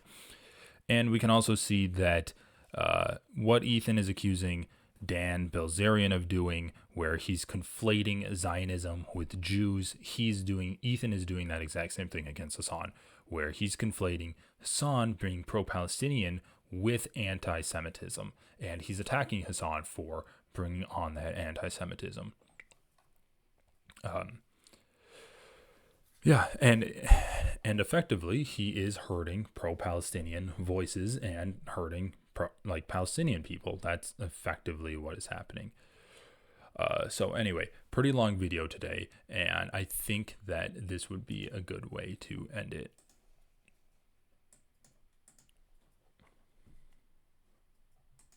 siktir lan. You like that? Ha siktir lan. Ha siktir git lan. Siktir git lan amına kodum. Ha siktir lan amına kodum. Ha siktir lan. Anyway. Siktir lan. For all the Turks out there, anyway. Anyway, listen, I've been covering Ethan Klein. I've been covering this drama. I enjoy it. I think that it is something that's worth taking a look at, seeing how anti-Semitism and anti-Palestinianism and Islamophobia is all being covered by guys like Ethan Klein. I think that's really interesting. I have been covering other stuff. If you like my content on the Ethan Klein videos, check out some of my other content. I've been covering Brett Cooper, and that video almost killed me. I covered Shoe on Head. That wasn't that bad. I want to cover a lot more. I think I'm going to go into Asmongold. I might just bite the bullet and start targeting some hardline conservatives like Ben Shapiro, like Matt Walsh, like Charlie Kirk, just like slam my head into that wall, which is the conservative media sphere. So I am going to continue to cover this drama, but if you like my content, also check out some of my other videos. I am posting usually a 2-hour video every day for you to check out at 10 a.m. Central Time. Just let it play in the background while you're at work, enjoying yourself. Jump in on the chat. I'm gonna have it be a premiere so you can chat with other viewers. And thanks for supporting me, everyone. I really appreciate it. This has been a really fun ride to see this channel grow and see all of the engagement and activity that we're getting from this. So again, really appreciate everything. Thanks for watching. Please like, comment, subscribe, and everyone have a great rest of your day.